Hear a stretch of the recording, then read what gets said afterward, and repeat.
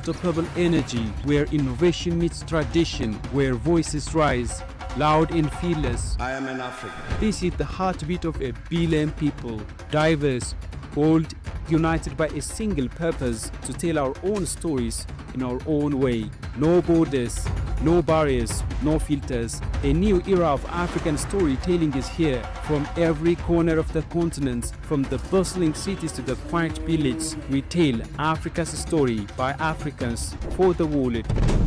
This is the land of a rising Africa, where Africa speaks and the world listens. This is why today we bring you POA, Pulse of Africa, the face and voice of Africa.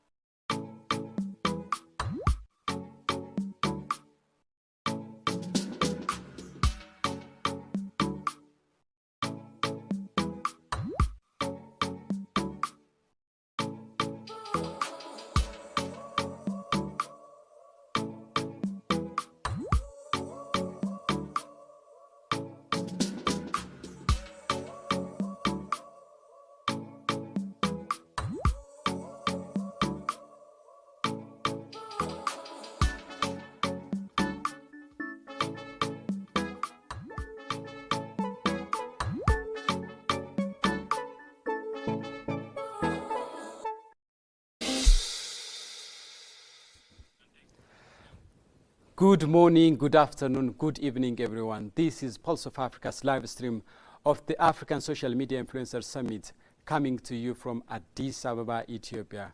For 2 days, May 7 and 8, 2026, the diplomatic capital of Africa, Addis Ababa, has become the stage for a brilliant gathering of the continent's most influential digital voices.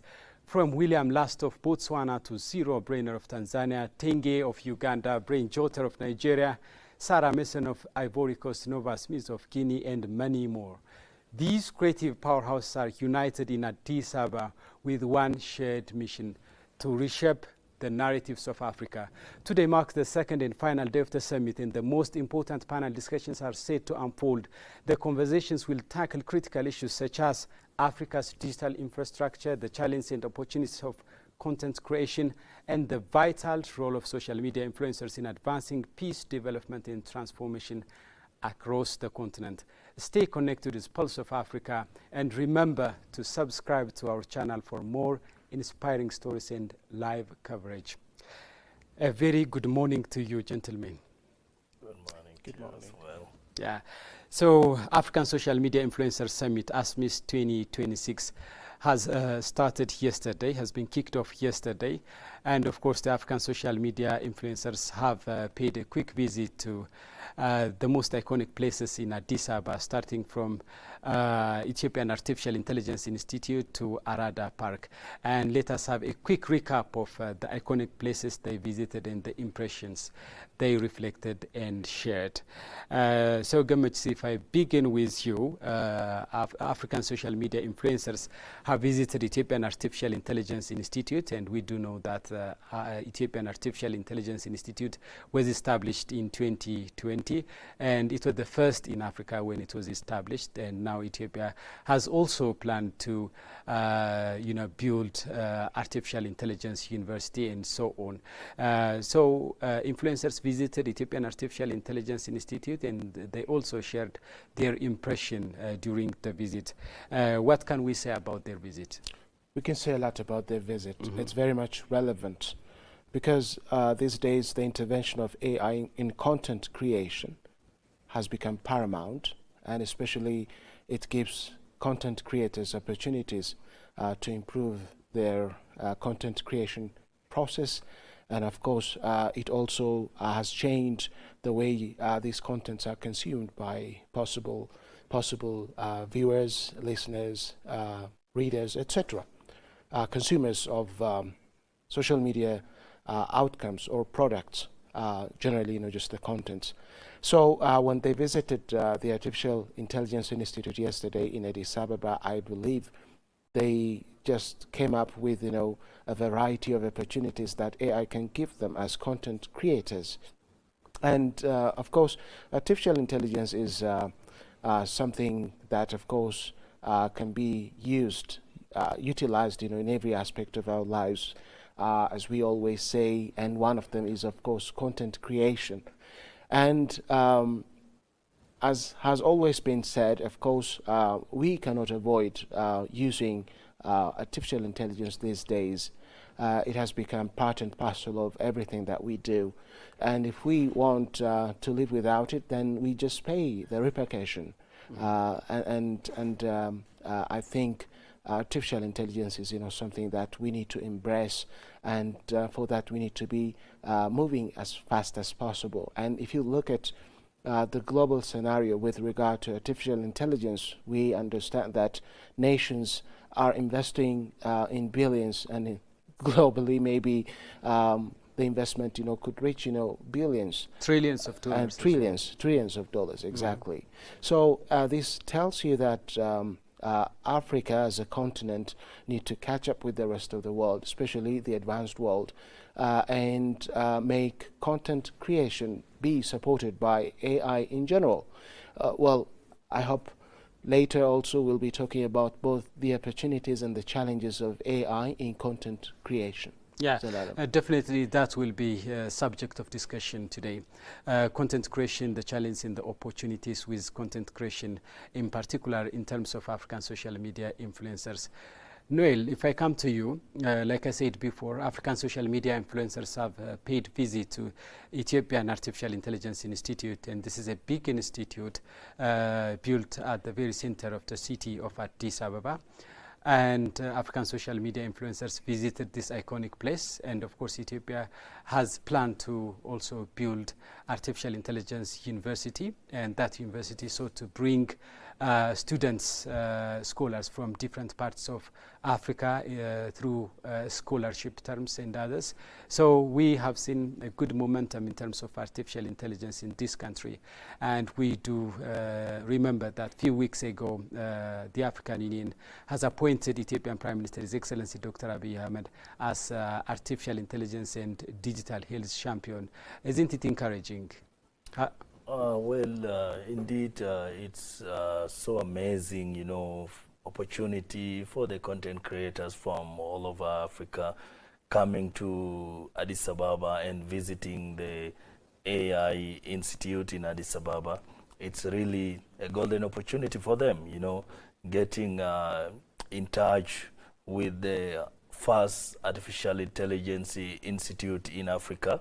I'm very sure they have learned a lot, and they are so appreciative, in seeing such a facility. And artificial intelligence, play a crucial role in content creation, whereby they can use artificial intelligence in generating content and as well in translation and interpretation.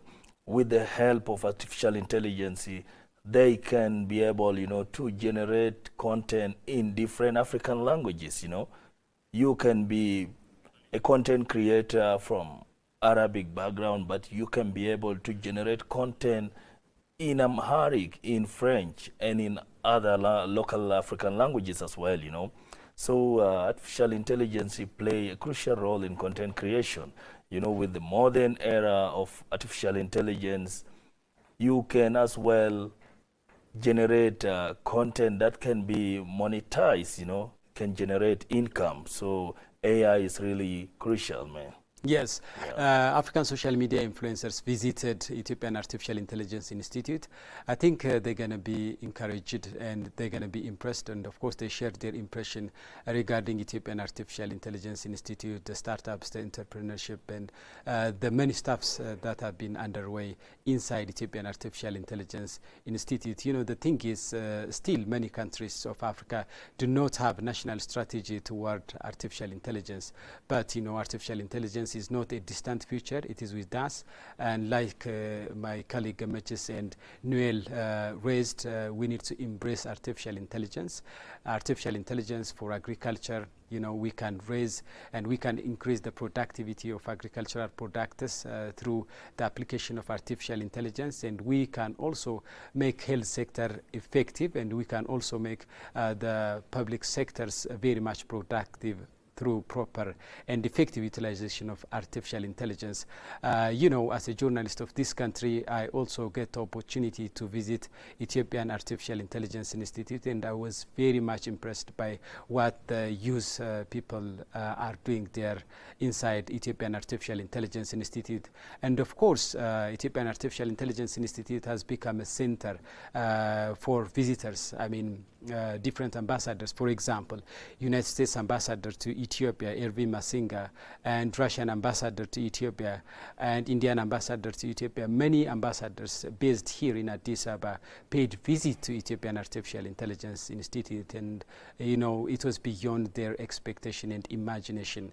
And we do remember that even a few weeks ago, a delegation from Liberia came to Ethiopia, and they visited Ethiopian Artificial Intelligence Institute, and they were very much encouraged by Ethiopia's digital technology momentum. And they also signed a memorandum of understanding to work together to bolster ties in relation between the two countries in terms of digital technology, in terms of artificial intelligence. And I think most of the developments in terms of artificial intelligence and digital technology stuff that we have been encountering today are the initiative of His Excellency Dr. Abiy Ahmed, the Prime Minister of Ethiopia. You know, when he assumed power in 2018, you know, we didn't see such kind of developments, but over the past 7 and 8 years, Dr. Abiy Ahmed really initiated the establishment of Ethiopian Artificial Intelligence Institutes in 2020, and this is the first in the continent. And he also planned and laid cornerstone to build Artificial Intelligence University. You know, this is going to be the first in Africa, and it's going to be completed between 2026 to 2027.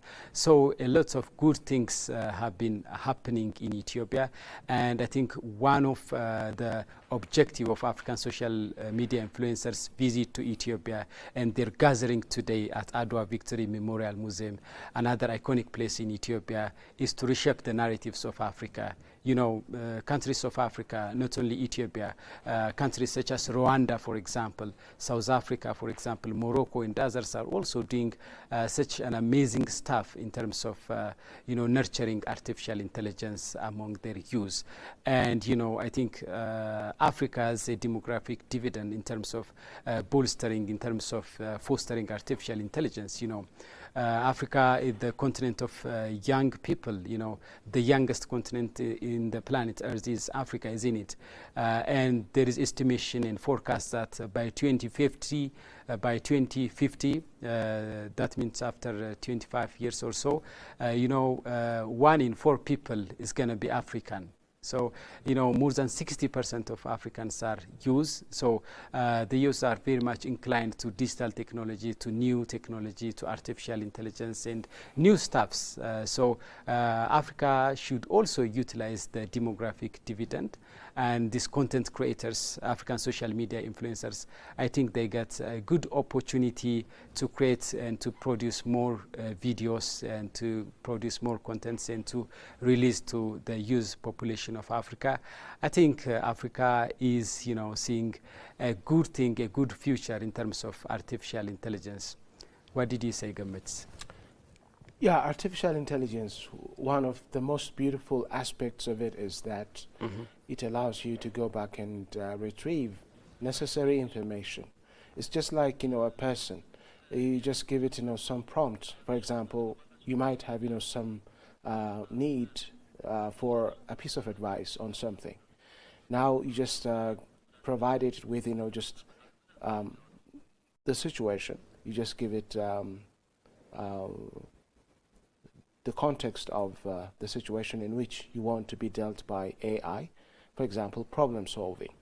For instance, you could have, a personal problem. You could say, I just have, very bad relationship with the people that I work with, my colleagues, and then please give me a piece of advice on this. You just give this prompt to AI, and then it generates, pieces of advice with the strategies, and it goes back in history, and then brings you practical examples where you can adapt to, so that you'll be able to solve just this particular challenge. The other thing is, of course, these days everybody can be a creator, content creator. For example, take children. Children as young as 12, 13, 10, they use AI to generate just their own content, which they communicate amongst their peers, and they have, for example, likes, widespread likes from the global community, especially from their peers globally. Now we can talk about democratization of content production these days, which has very much relevance to these influencers under discussion. They have, of course, ample opportunities, democracy to create contents in the way they want. And one thing here that I want to be cautious about is that this comes with responsibility, and because you have the democracy to create any content you wish, it doesn't mean that you really can do it, because the contents might not be good for the target audience or any certain audience that might encounter your contents.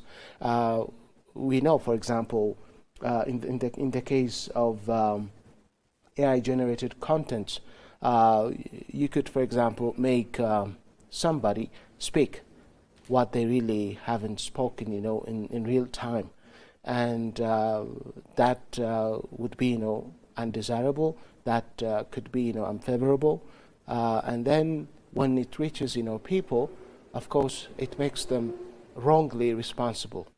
Okay, so these kind of things in AI need to be considered very much by everyone, and I would say there is ample opportunity to utilize AI for content creation, and especially when it comes to changing African narrative. It must be done by content creators in a way that is responsible. So they must be skilled. Okay, for instance, we have comedians here. Amongst these influencers. Yeah, we have seen so many comic actors. Yeah. So for the sake of just making people smile, you don't create content. Then you must project the possible impact of your content on the viewers. So we can talk about intended and unintended meaning. Okay. Yes, exactly. So the thing is, all these just need to be considered by these influencers, and artificial intelligence even will help you gauge your contents in a way that when they reach the target audience, they will not cause any harm. Okay, and still for creating responsible contents, AI gives a hand, a big hand. And that is, a very good thing. So how do we utilize content? How do we harness AI for responsible content creation? That also need to be, dealt. I think that's going to be the critical topic of discussion today as African social media influencers. have been converged at Adwa Victory Memorial Museum. I think they will talk and discuss on ways of utilizing artificial intelligence and digital technology. You know, every good stuff has its own flip side, in good and bad, pros and cons. Yes. And we need to maximize the benefit and the opportunity, and we need to overcome and we need to you know, minimize and reduce the risks and the disadvantages. Noel, artificial intelligence has revolutionized everything, the way we live, the way we produce content, the way we consume content, and artificial intelligence is everywhere. Artificial intelligence has revolutionized agriculture, education, health, and so on. And countries such as United States in the advanced world are investing a lot in artificial intelligence. They have budgeted like $trillions in artificial intelligence because they do understand that the future of the world is very much depend on artificial intelligence. So their prosperity, their wealth, their prominence, their strengths will very much depend on the way and the magnitude that they utilize artificial intelligence. Do you think, Noel, African countries have invested the desired amount of budget for artificial intelligence, and what should they do in this regard? Well, based on the facts on the ground, looking at the African countries, we are really behind in terms of AI. We really need to put much efforts. You know, governments need to prioritize AI because the trending world is really an AI world, whereby AI does the job faster than human. You know, AI, in another way, people say AI is taking jobs, but then AI cannot substitute human. You know, AI cannot take the job because AI still need human to operate it. Without human, AI alone cannot, you know, start to carry on a task. You know. So we really need to prioritize it. We really need to put in our constitution that AI is a must. You know, we need to educate our children, the youths on AI. You know, AI education, AI short courses that can really, you know, boost their knowledge on AI. You know, AI on content creation, more especially the content creators who gathered in Addis Ababa yesterday and today. Most of them, if not all of them, you know, they use AI in one way or another to be able to develop or to create, you know, content that really target the audience. You know, the audience have some glitches, some points that of interest. You know, Gamachusa mentioned, you know, fiction and humor, you know, stories that will really, you know, impress you. You know, when you are going, you're having a long day, you are having some stress. After watching the content creators likes of Sabinos of Nigeria and Brain Jota, you mentioned, you watching his content, you know, you get to forget your problems. So we really need to prioritize AI in different fields, not only on content creation, but as well on education. You know, education assisted by AI, whereby you can, you know, your children can learn from home using AI. Yeah. AI support, you know that. So AI is something amazing that we really want to put much effort. And then looking at my own experience being to different African countries, I was in Arusha last year, I've been to Djibouti, and this year I've been to Abuja. You know, AI is really, you know, it's really making things, yeah, it's growing, you know. You find out somebody, you ask them for something, they be like, wait, and then they go immediately to their AI to find out. And then, you know, AI has some negative impact as well, whereby we really need to use it correctly. We really need to use it, you know, to combat disinformation and also to be able to fight, you know, malinformation, scamming and all this, you know. getting a screenshot of something, and then you ask AI to confirm for you, is this authentic or not? You know, AI will be able to tell you that, no, this is fake, this is not real. So it's really something that can put us on the same track with the developed world, you know. The world is really moving towards artificial intelligence, whereby getting a job as a finance or accountant in the modern world, you need to have knowledge of AI. And it applies to all other fields. You cannot be recruited in the modern world without having knowledge of AI, because AI has some tools that will really, you know, help you perform more than expectation, you know. Your manager, your boss may expect you to perform more. And with the help, with the support of AI, you can be able to deliver more than the expectation. So government really need to put resources together, need to encourage you know, AI learning in schools, in the universities, and I'm very sure once Ethiopia established the AI university, people from different parts of Africa will be coming here to Addis Ababa to learn AI. You know, our African youths, they are the biggest population, and they are more of AI interest. You know, they are so much interested in AI. You know, you'll find a young boy in my country, for example, in South Sudan, you will find a young boy of less than 15 years already knows what AI is. They can be able, you know, to generate content using AI, of which mostly they do picture generation. You know, AI can generate, they can upload their own portal, and then they will be like, AI, can you edit it for me? And then you find that they get a different version. They can be like, can you edit it, me and Lionel Messi?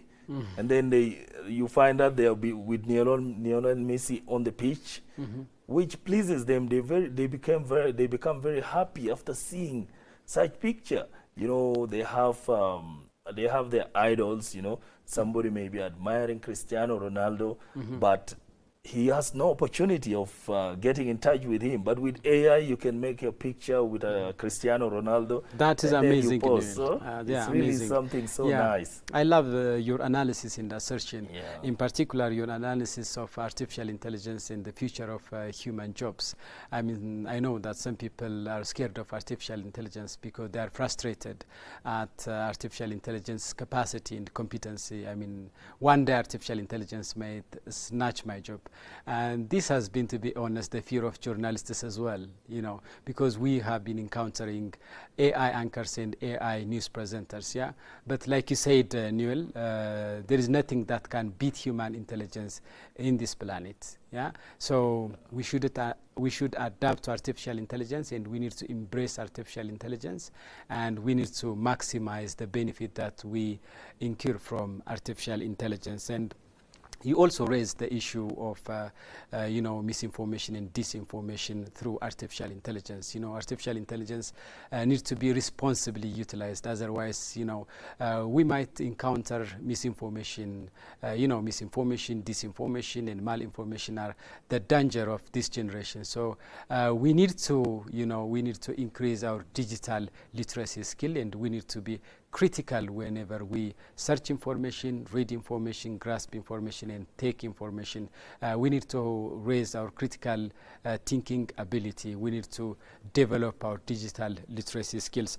A lot can be said about artificial intelligence, and you know, yesterday African social media influencers have visited Ethiopian Artificial Intelligence Institute, and let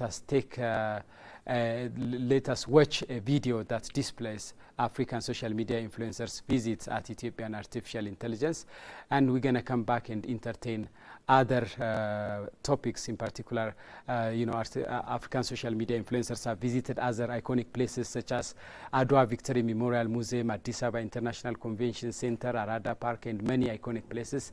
And we're gonna entertain each topic a bit by bit. Let us watch African social media influencers visit at Ethiopian Artificial Intelligence Institute.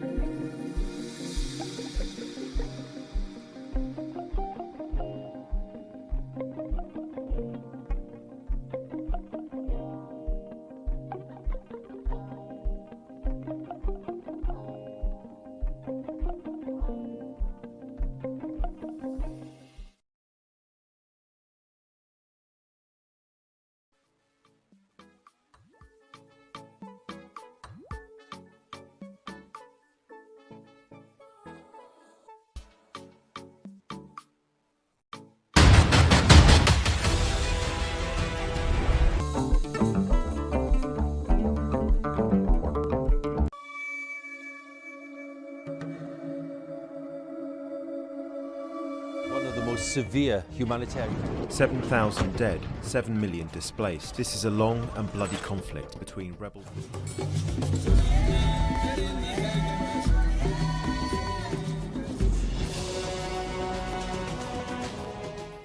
For decades, the world searched for Africa.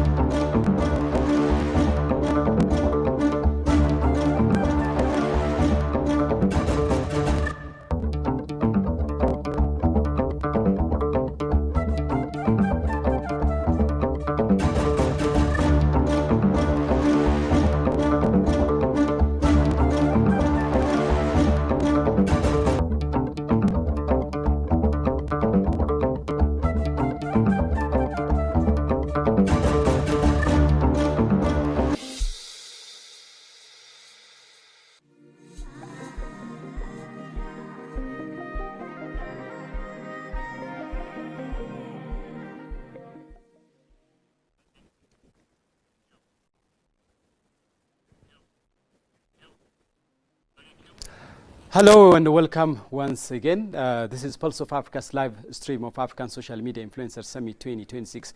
This is the first of its kind Asmis 2026. African Social Media Influencers Summit has been organized by Pulse of Africa and AGA Tech Enterprise. So Pulse of Africa, as Pulse of Africa, we are very much proud to be co-organizing this super important continental summit, African Social Media Influencers Summit. Let us continue our discussion. And earlier on, we have been talking on the influencers visit at Ethiopian Artificial Intelligence Institute. And of course, this is not the iconic place that the African social media influencers visited. This is not the only place. They have visited other places as well. For example, they visited Gulele Women Injera Enterprise. And this is an enterprise that has been in charge of baking injera and empowering women towards economy. And what can we say about Gulele Women Injera Enterprise, Gamets? We can say a lot. Well, yesterday we watched the influencers, of course, making injera and encountering, just the way how Ethiopians make injera. They're our staple food. Very interesting events were observed as the influencers visited the facility. And some of them, made it to make, a good injera, and others and ran out just in the middle, and then they were added with more to make, just the injera. And that was really interesting, and we could see that they really enjoyed the event. Well, yesterday, if you remember, Zelalem, we mentioned what it means, to have injera, Ethiopia's staple food, at this level. Well, many Ethiopian women traditionally make injera, and this injera obviously cannot be, the same when it is, made at this level in such a facility. All the facility allow the injera that is made to be, of export standard. We talked about what this injera could mean, for the diaspora community outside of Ethiopia, both in Africa and, for example, the U.S. mainly. And we mentioned Washington, D.C. as one of the destinations of Ethiopia's injera. And I know I have friends who miss injera very much, and they wait for injera to be flown by Ethiopian Airlines to Washington, D.C. and enjoy it. And this is also the identity of Ethiopians, injera. And in the U.S., for instance, and also in Europe, people, the native people there, are becoming, more familiar with injera than ever. And they just, give it, a bite in between, just this flat bread with a variety of sauce. In between, they just make, a kind of sandwich, and they just give it, a bite, as if, just they are biting, a hamburger. And this is, showing that injera is penetrating the international market, which is a very good thing for Ethiopia.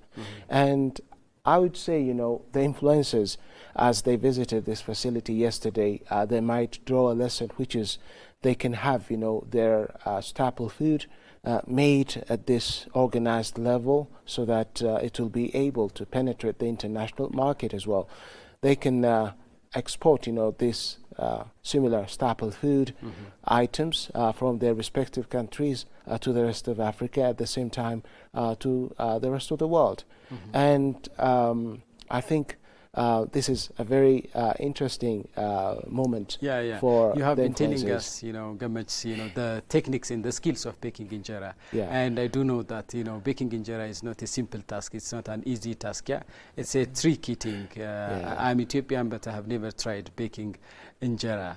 Noel, have you tried it? Have you ever? Not really, but I have eaten it and I enjoy it. It's really nice, Ethiopian injera. Sorry, when was the first time you tasted Ethiopian injera? Because we know that you are from South Sudan. Yeah. Sure. Like the first time I tasted injera was in South Sudan. In South Sudan. Yes. So Ethiopian injera penetrating South Sudan market. Yes, it's already there in South Sudan. I enjoyed injera with tips in South Sudan, like some.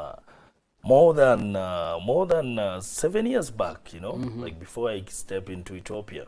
It's really nice, I fell in love with injera before coming to Ethiopia, So basically with the content influencers, the content creators, influencers from Africa, social media influencers visiting the Gulele women injera project, it's really interested for them to see, and for them also to create contents of what our women are doing at the grassroots. If not them going there, people will not know. Like me, the first time I visited the site was in March this year. I was so impressed. I was so happy, seeing the modernized way of making injera, They have upgraded it from the local. I'm sure the local way they used to make it using fire and charcoal and all these, firewoods. But now with the modern facility there, they're using electricity to make injera, which really made me feel so proud, And I would really love that such facility be in other African countries as well. And just to put you guys in picture, South Sudan has their own injera called kisra, in South Sudan and Sudan as well. We have been eating injera, which is South Sudan version, like since we are kids, It's more of the same, only the ingredients differs, you know.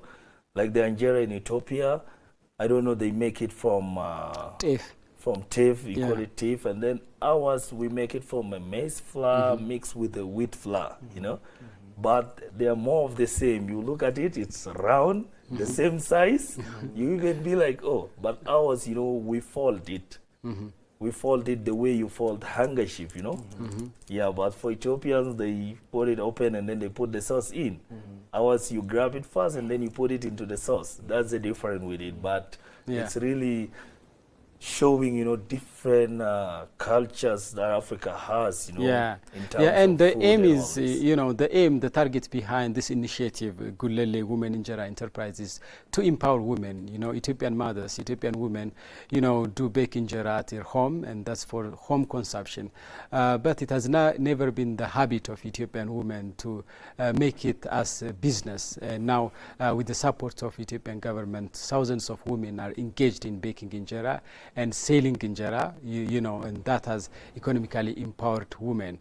And beyond that, this is, you know, Ethiopian traditional staple food, and it's good to promote such kind of identity to the rest of Africans.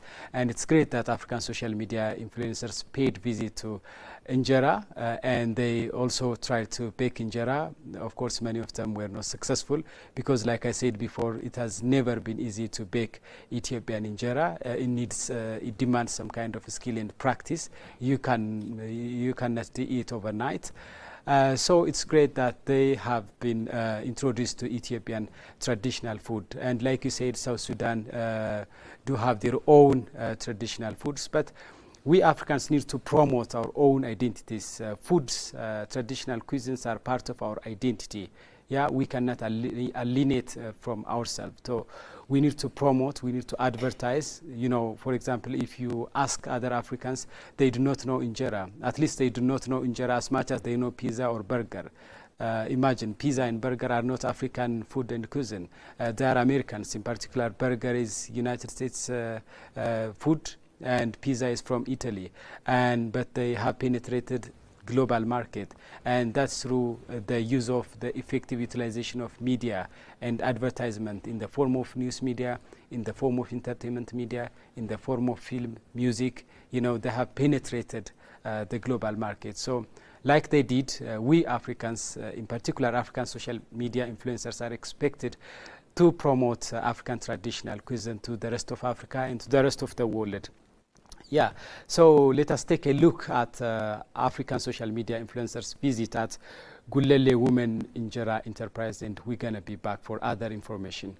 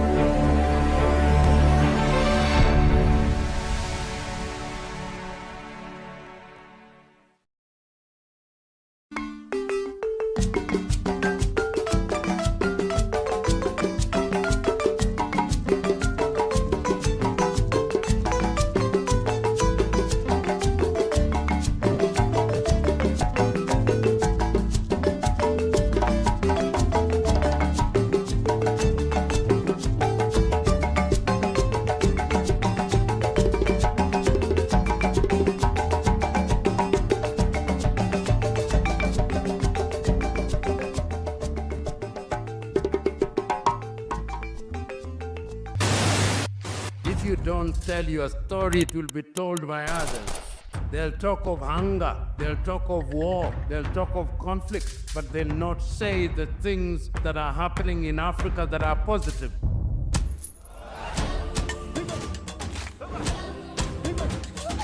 This is POA, a very new media organization in Ethiopia. We have to be voice for ourselves. There is no one else that can tell our story better than us. If it's defending African matters, then go for it. Go for Pulse Media. This is the Pulse of Africa. Tune in, follow the journey, and learn about the news and what's shaping our African continent. I am really impressed by the work that they are doing by telling the African story from Africa for Africans. I think it's definitely needed. Please subscribe to the Pulse of Africa on all platforms.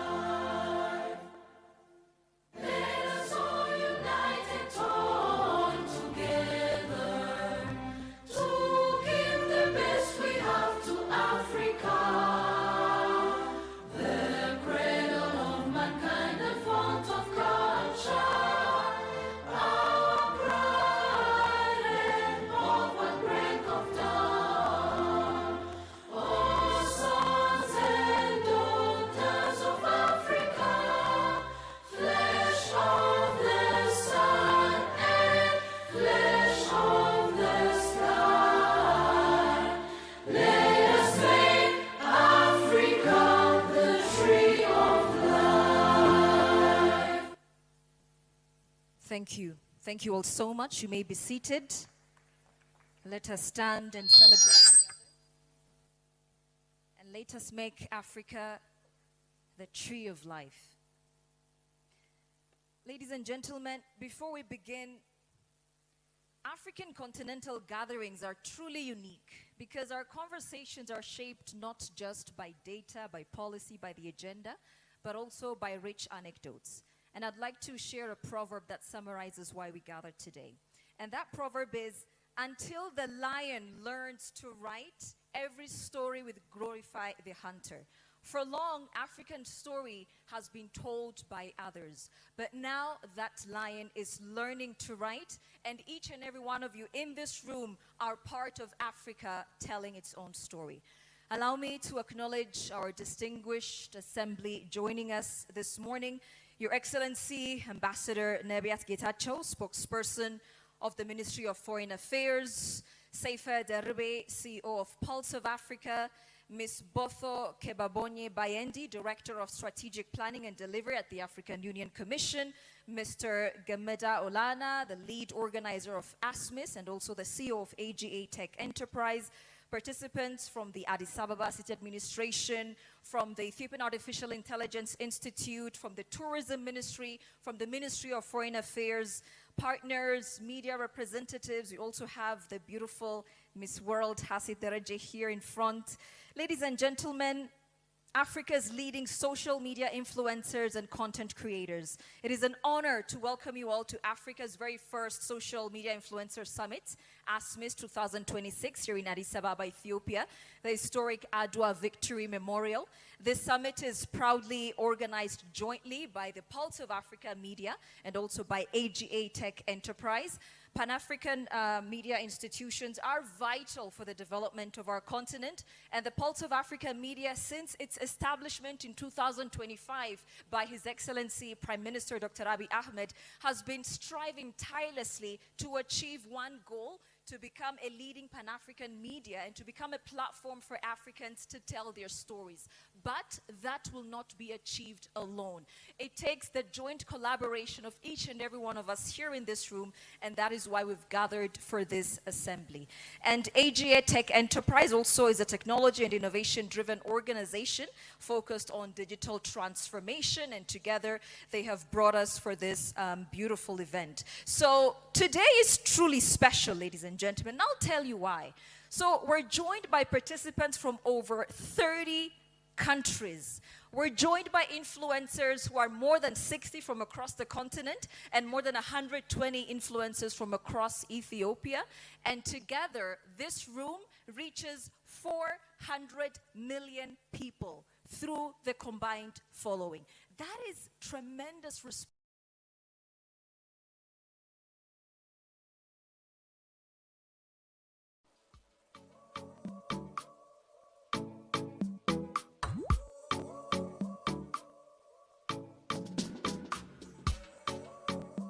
Who uses your platform.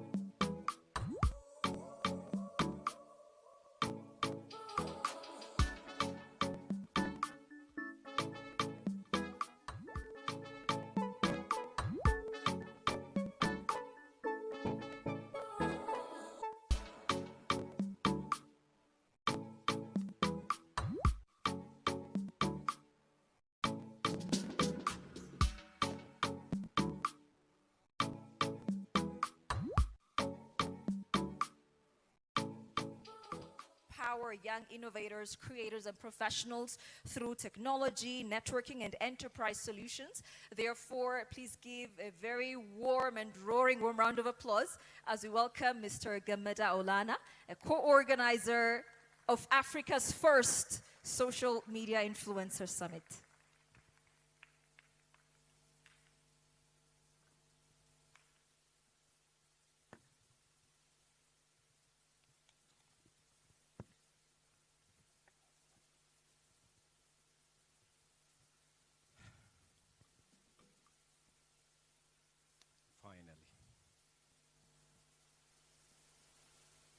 I'm so glad to see you guys sitting in front of me, what we have imagined before a year ago.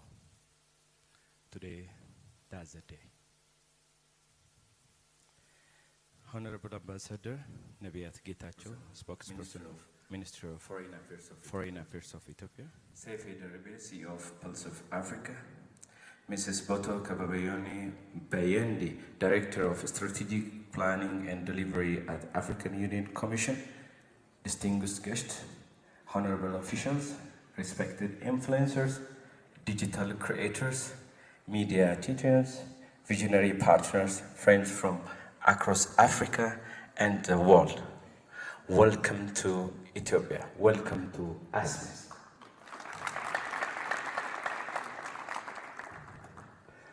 Ladies and gentlemen, welcome to Ethiopia, the capital of humanity, the land of origin, the birthplace of coffee, and the beating heart of Africa. The land where ancient civilization once flourished under the shadow of towering obelisks, the nation that stood uncolonized, proud and defiant, inspiring the entire Black world. From the majestic Samin Mountains to the scared water of Lake Tana, Wanchi created, Benina village, Jabaram Chuchura, from the rock hewan church of Lalibela to the vibrant street of Addis, Ababa. Ethiopia is not just a country, it's a legend, carved in stone, and a living spirit of its people. Today, this is a historic land, a diplomatic capital of Africa, opened its arms once again, not just to welcome you, but to host a revolution that is a digital revolution.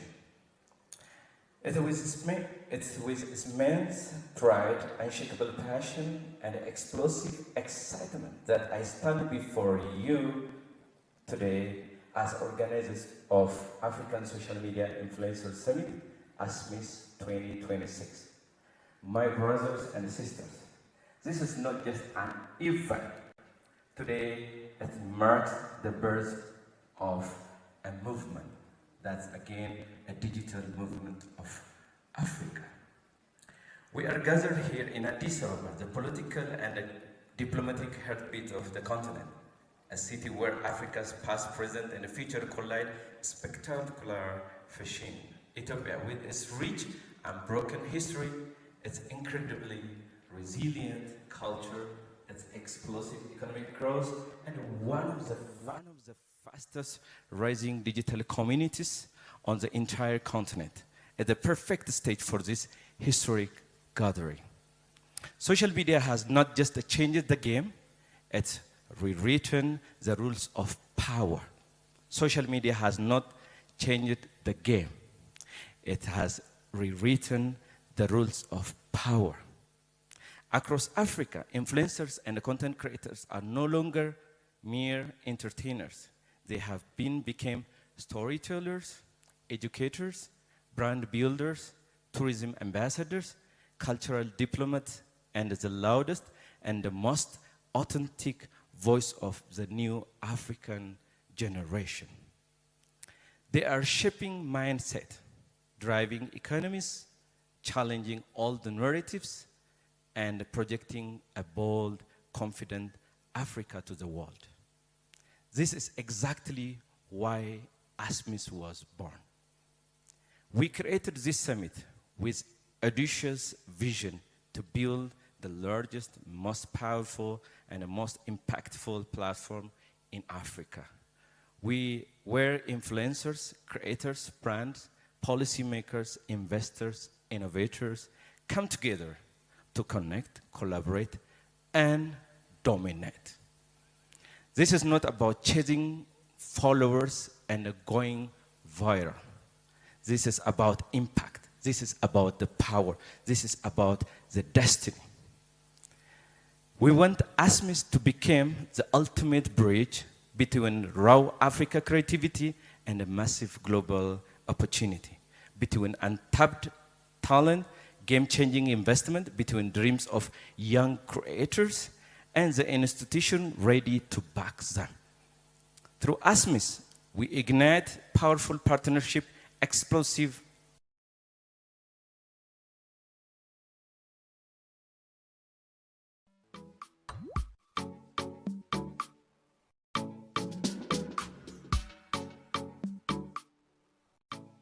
storytelling. That's why we have Wedemaya, the one and only here in our summit. And to every influencer and a creator in this room today, your voice is a weapon, and your platform is an influence. Your content is currency. Never underestimate what you hold in your hand. One video can spark a movement. One post can build a business empire. One creator can inspire the entire generation. To our international guests, thank you for believing in the future of Africa. To our partners and sponsors, thank you for investing. Thank you for investing in a big vision. To government of Ethiopia and supporting institutions, thank you for championing the youth power and digital diplomacy. As an organizer, we make this solemn promise. We build Asmis to African premier annual digital summit, world-class, boundary-breaking, growing with every edition. Maybe next year, we don't gonna have only Asmis. We are going to have African social media influencers award as well.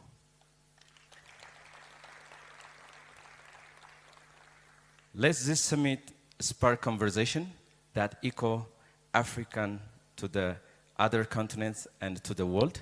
Let's create partnerships that can transform entire industry. Let it birth and a new generation of fearless, world-class African digital leaders. Welcome to Asmis. Welcome to Ethiopia. Welcome to the future of digital power. Thank you.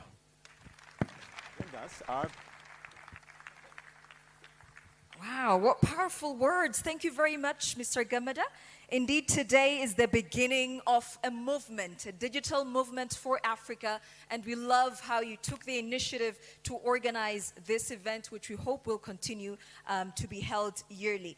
Our conversations today will cover content creation, how AI plays a role into that. We'll discuss how to brand Africa through tourism, culture, and global perceptions. We'll also discuss the role of digital platforms in Agenda 2063, so that Agenda 2063 is not something that's left in the documents, but our youth take the leading role in advancing it. We now have a second speaker. It is such a great pleasure to now hear from the pulse of Africa, the media that is stewarding Africans speaking for themselves and Africans telling their own stories. Please give a warm welcome to Fitzum Shimelis, the Deputy CEO of Pulse of Africa Media. They brought us together in this beautiful event. Fitzum Shimelis, a very warm welcome. All right, let's have the CEO speak in his behalf. Let's welcome Mr. Saifa, the CEO of Pulse of Africa Media. Thank you so much. Thank you. Your Excellency, Ambassador Nebiat Getachew, spokesperson of Ministry of Foreign Affairs, distinguished guests, esteemed influencers and digital creators from our beloved continent, ladies and gentlemen, all protocol observed, good morning. Today it's with immense pride and profound honor that I stand before you in the historic city of Addis Ababa, the diplomatic capital of Africa and the heart of our continental unity. On behalf of the Pulse of Africa, I warmly welcome you to the African Social Media Influencer Summit, Asmis 2026. This gathering is more than a conference. It's a defining moment for Africa's digital future. We are gathered here among the visionaries, storytellers, innovators, and cultural architects who are shaping how Africa sees itself and how the world sees Africa. Our team, Influence for a Better Africa, is not merely a slogan. It's a mission, it's a responsibility, and above all, it's a call to action. And the authors of this new African story are in this room. The genesis of this summit and of the Pulse of Africa, burgeoning Pan-African media platform, stems from the vision of His Excellency, Dr. Abiy Ahmed, Prime Minister of Ethiopia. He observed a continent whose story was being told for it, where negative headlines overshadowed the genius, culture, and innovation of its people. The Prime Minister declared that Africa needs its own voice, found in its own storytellers.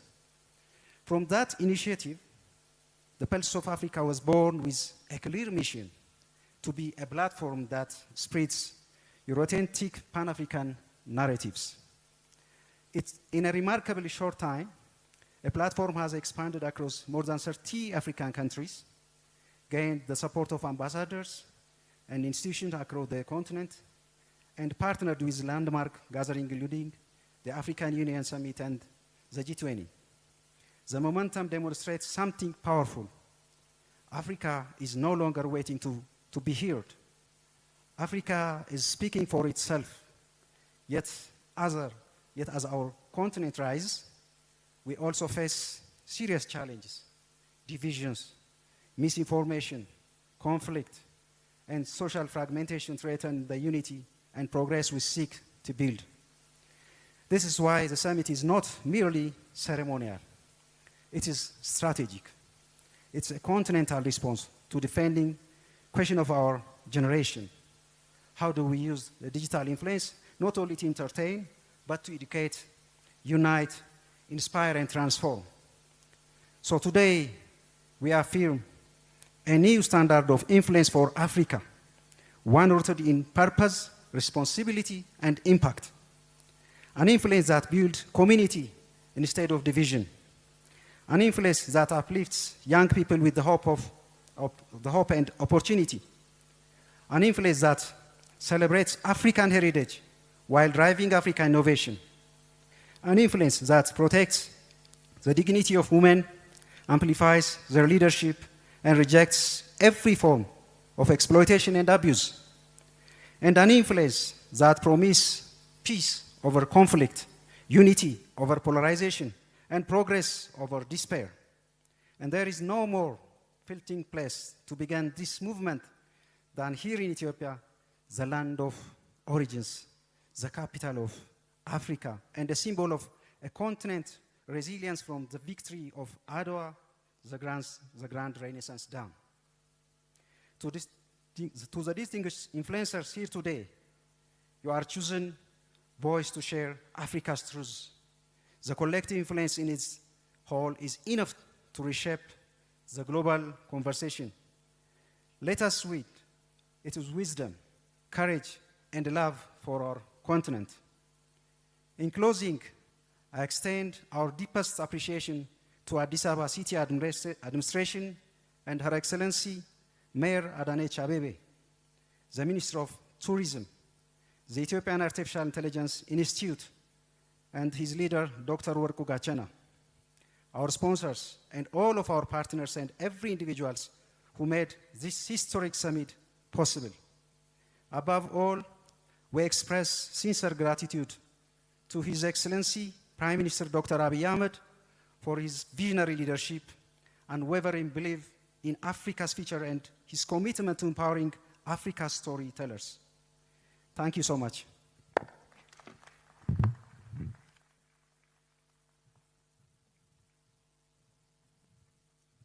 What a powerful message. Let's give another warm round of applause to the CEO of Pulse of Africa Media, Mr. Seifer. Ladies and gentlemen, today we're going to take an assignment, and I'll tell you what the assignment is, because the thing about an assignment is that the teacher follows up if you do the assignment or not. So I'll tell you the assignment later. Mr. Seifer shared with us the genesis of establishing the Pulse of Africa Media. For long, Africans have been complaining that, oh, our stories are not told in the authentic way, stating the problem. But today we become part of the solution. And each and every one of us in this room will take that assignment to promote the authentic African story. So that when something happens in Africa, you don't turn on to a media that's miles away, oceans away, to learn about yourself. So today we're going to take that assignment. Each and every one of us will have to take the responsibility to take the African story to the world. We can partner with the Pulse of Africa Media. There is so much that we can do, and therefore we encourage every one of you to take that assignment. As we've mentioned earlier by Mr. Diriba, we've said that we're going to hopefully have the African Social Media Awards to promote and to award content and platforms that tell the African story, so that we start stepping away from the likes and going viral while promoting our beautiful continent. Ladies and gentlemen, can we take that assignment? Shall we take that assignment? Can I hear it in a warm round of applause? Yes. Can we all say, I'll speak for Africa? Oh no, I can't hear you because I'm having problems to hear you. Say, I'll speak for Africa. Oh yeah, that's the spirit. I'll speak for Africa. Absolutely. It takes one person. Ladies and gentlemen, it takes one person to speak for Africa. And you guys in this room, you speak to 400 million people. Look at yourselves. You speak to 400 million people. Now, I want you to say with spirit, I'll speak for Africa. And I'll always speak for Africa. That is what we need today. And We'll hold you accountable. Next year when we come, Mr. Organizer, next year when we come, we're going to hold everyone accountable to see how much of us have spoken for Africa. We've heard Wodemaya. If you want to see how beautiful Addis Ababa is, go to Wodemaya's page. Let's give him a warm round of applause. If you want to see the beauty and the grace of Addis Ababa, go talk to her. Let's see a warm round of applause to her. It takes one person to speak for Africa, and we're 400 million people here. So today, we're starting a movement, and we're speaking for our beautiful continent. Now, ladies and gentlemen, now that you've taken your assignment, now that you've written down your homework, we'd like to direct your attention to the screen for a short video of Asmis 2026. Therefore, give us your full attention for the following short video.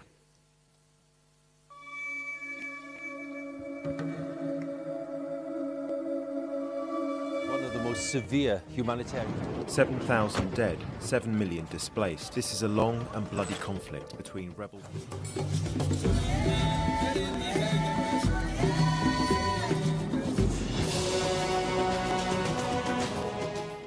For decades, the world searched for Africa.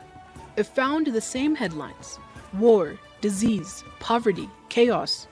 And over time, those images didn't just shape opinions. Rather, they shaped investments, they shaped interest rates, they shaped policy decisions, and the opportunities Africans could access.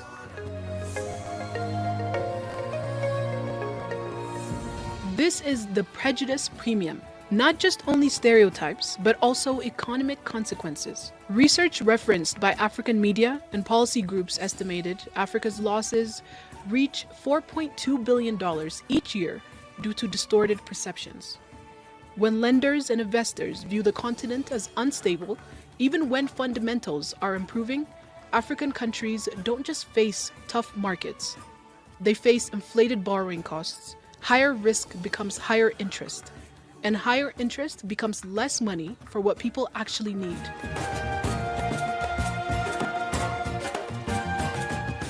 That money could have built systems, water, healthcare, education, but it gets redirected through the lens of fear.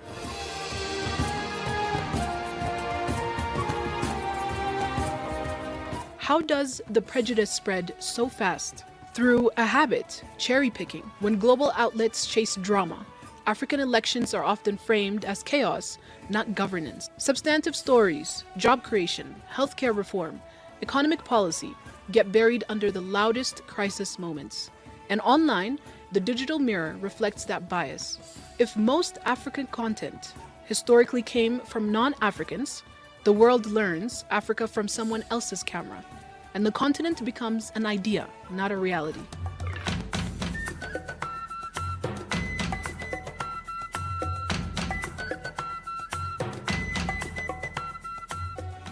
But the era of passive complaint is over, because Africa is not waiting for permission to be seen. With over 60% of the population under 25, the continent is young and digital first. Smartphones and high-speed internet have changed the rules. Now, creators can bypass legacy gatekeepers. They can show daily progress, from tech hubs and innovation labs to architecture, mobility, and thriving communities. Africa is being documented in real time by Africans.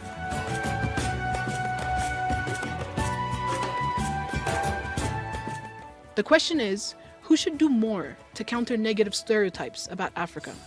Not just governments, not just institutions, rather, digital creators and influencers, tech leaders, policymakers, and collaborative framework. Creators are the front line. Every post is an opportunity to replace a stereotype with evidence, not propaganda, but proof of progress. And it doesn't have to be perfect, but it has to be consistent. Because visibility builds trust. Trust builds confidence. Confidence builds capital and a continent.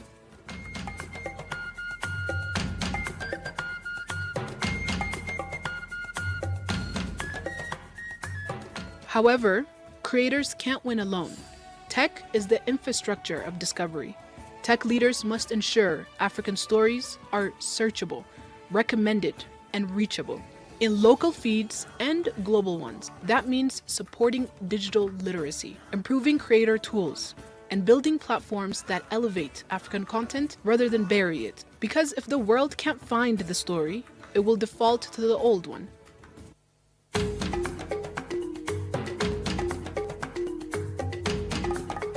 Then comes the shield, policymakers. Governments must treat the creator economy as a strategic sector, not a side hustle, but a driver of jobs, skills, entrepreneurship, and exports of culture and knowledge. A pro-innovation environment plus stronger governance fundamentals reduces the facts that sensationalize media exploits. When systems improve, the narrative improves, because reality improves.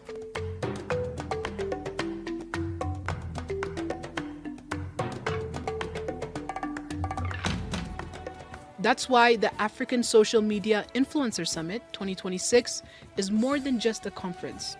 It is a community of practice, a place to keep collaborating long after the cameras fade. And importantly, the host country Ethiopia isn't just only a cultural and diplomatic hub of Africa. It can also be Africa's next digital innovation signal, where policy meets creators and technology meets ambition.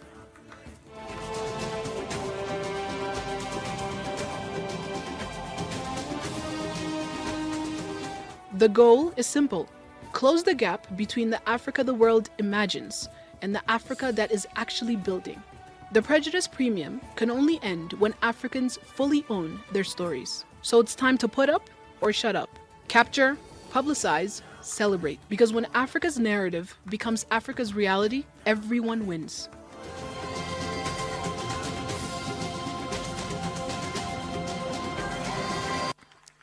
All right, thank you all so much for your attention. Now, yesterday was a very vibrant visit day, and Mr. Saife Derebe, the CEO of Pulse of Africa, was sharing to me, and he said that one of the influencers from Africa said, Africa is not dark. Who said that? Is he in the room? Is he in the room? Is he in the room, the one who said Africa is not dark? And if you want to know that Africa is not dark, just come here, come here, come here. Let's see you. Because, ladies and gentlemen, let me tell you, I'm a student of literature. I'm a student of English language and literature. And the first textbook that you read is a textbook called The Heart of Darkness, talking about Africa. He said, Africa is not dark. And if you want to know that Africa is not dark, just go to Addis Ababa. Can we give a warm round of applause? Thank you so much. Thank you very much. Indeed, it is this movement that we have started today. And once again, thank you very much to our co-organizer, Mr. Gamada Olana. Thank you very much to Mr. Saife Derebe. It is now time that we take a very big family photo in which no one is allowed to be left out. So we're going to invite everyone to go to the designated place for the photo. It's right at the front of the Pan-African Hall. And we'll take one big family photo. Mr. Saife, do you approve a family, right? Family photo. Let's have a family photo. We'll first give priority to our VIPs who are sitting here at the front, and then the rest of us will also join and have one big family pictures. Now, please give a warm round of applause as we escort our guests of honor to proceed first to go to the place for the family picture, and the rest of us will also continue and follow them. Thank you all so much. What a powerful morning.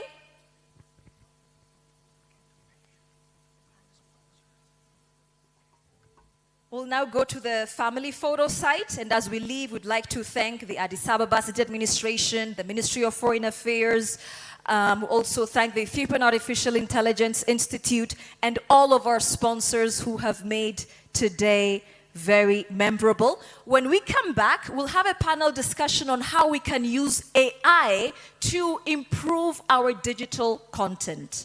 So that's our panel following this.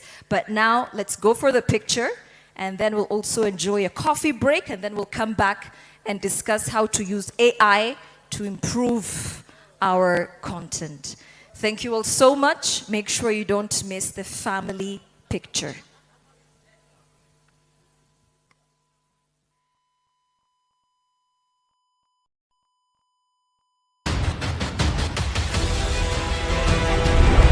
Something powerful is already happening. Over 200 content creators sitting together, aligning, questioning. Deciding what Africa's digital future should actually look like. Because this isn't just about content anymore. It's about direction.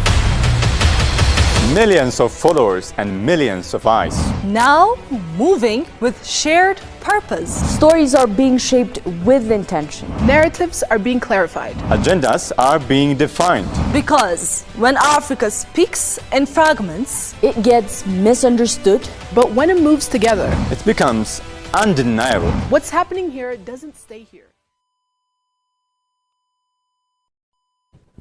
You are watching Pulse of Africa's live transmission of Africa's Social Media Influencer Summit, Asmis 2026. Live from Adwa Victory Memorial Museum, iconic place in Addis Ababa, Ethiopia. More than 200 influencers from across Africa are here at Adwa Victory Memorial Museum to attend this super important continental summit. Influencers such as, for example, William Last of Botswana, Zero Brainer of Tanzania, Tenge of Uganda, Brain Jotter of Nigeria, Sarah Mason of Ivory Coast, Nova Smith of Guinea, and many more are attending this super important continental summit, African Social Media Influencer Summit. Gamachis and Noel.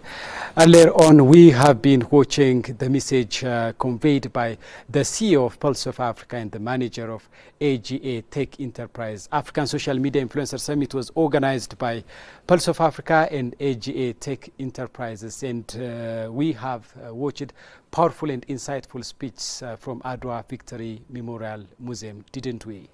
Yes. Yeah. For example, Gameda Olana, manager of AGA Tech Enterprise, spoke about the necessity of shaping and reshaping the narratives of Africa. One of his insightful speech was like, one creator can inspire generation. These are more than 200 influencers from across Africa. When these digital voices is converged, you can imagine how Africa's narrative could be reversed from the negative portrayal and from the inaccurate and incomplete portrayal of the continent to a more complete and nuanced narratives of Africa. One creator can inspire generations, Gameda Olana said. How do you analyze this super important thought, governments? With, for example, we see that with one word, people can go to peace and development, and with one sentence, with one word, with one video, with one speech, people may go into war and crisis, of course. So we need to use our power. Influencers, African social media influencers need to utilize, of course, their power, responsibly. And this time they need to use their power, their immense power, to reshape the narratives of Africa, because it is high time that Africa needs to reverse the negative portrayal of the continent that has hampered its economic development, that has hampered its diplomatic endeavors. Let us make analysis of Gameda Olana's speech. Yes, absolutely. You're right, Zalalam. Well, we can take this statement in two opposite directions. Well, the first one, these social media creators, they are so powerful. They have immense power in terms of their convincing, persuading capacity. For instance, those influencers, who just came to Addis Ababa and spoke about it to the global community, have really informed everyone who happens, to watch their creation, their work. And many people I know, because of, those content creations, have come to Addis Ababa and just see for themselves the transformations Addis Ababa has been entertaining for quite, some years now. Now, when this happens, obviously, people come to Addis Ababa, come to Ethiopia, and they see the beauty, they see the opportunity, the good things in the country, in the city as well, and they possibly, just could be, very good investors, for instance. On the other hand, when we take, outside media sources, earlier we have watched covering, about war zones, conflict zones. This number of people have died because of this conflict in Africa. This number of people have suffered from starvation. etc. Now, can you imagine how this might impact, just the listeners, the watchers, or the readers when it is, on the newspaper? Now, people wouldn't come to Africa when they are really entertaining, these kinds of coverage, conflict coverage. So it is very important. Of course, Mr. Gamada Olana said, your voice is not just a weapon to fight against, negative narratives about Africa, but it is a currency. It's their currency, which means, it's their wealth. So they can rather, enhance positive stories about Africa. So we can see it, in two different directions, and one is positive, the other is negative, and obviously it impacts. By the way, if you look at, the content creators' impacts in terms of, just their works, one piece of work could, be viewed by billions of people, not just millions of people globally, but it can reach, as many as in billions. Why is that? As Mr. Gameda said, this is, their currency, the currency of the social media influencers. When it is, so quality, when that work is, of high standard, one single work, one piece of work, can reach the global community and to enhance, positive narrative about Africa. So we can see it, into different ways. Those who stand, against Africa, could create contents, of course, that perpetuate, the negative narrative about Africa, and obviously that is going to impact, viewers, especially the global community who are very far from Africa, just say physically, psychologically, socially, and economically. They would rely on these social media creations. Exactly, Gamet. That's quite insightful, and thank you for your thoughtful analysis. And let us engage Noel to the conversation. Gameda Olana, the CEO of AGA Tech Enterprise, says this African Social Media Influencer Summit is very much pivotal in terms of augmenting, in terms of amplifying African voice, and we're going to make this initiative consistent and sustainable. And he promised that next year there are going to be African Social Media Influencers, not Summit, award, so it's going to be consistent. It's high time that African social media influencers, African influencers in different fields, in politics, in foreign relations, in diplomacy, in sport, in other sectors need to converge, and they need to, work together toward the aspirations of Africans. How do you see, how do you assess, his speech in terms of bringing social media influencers together? AGA manager or CEO really mentioned some key and important informations, in regards to bringing the social media influencers in Addis Ababa. He mentioned that it marks the beginning of a movement.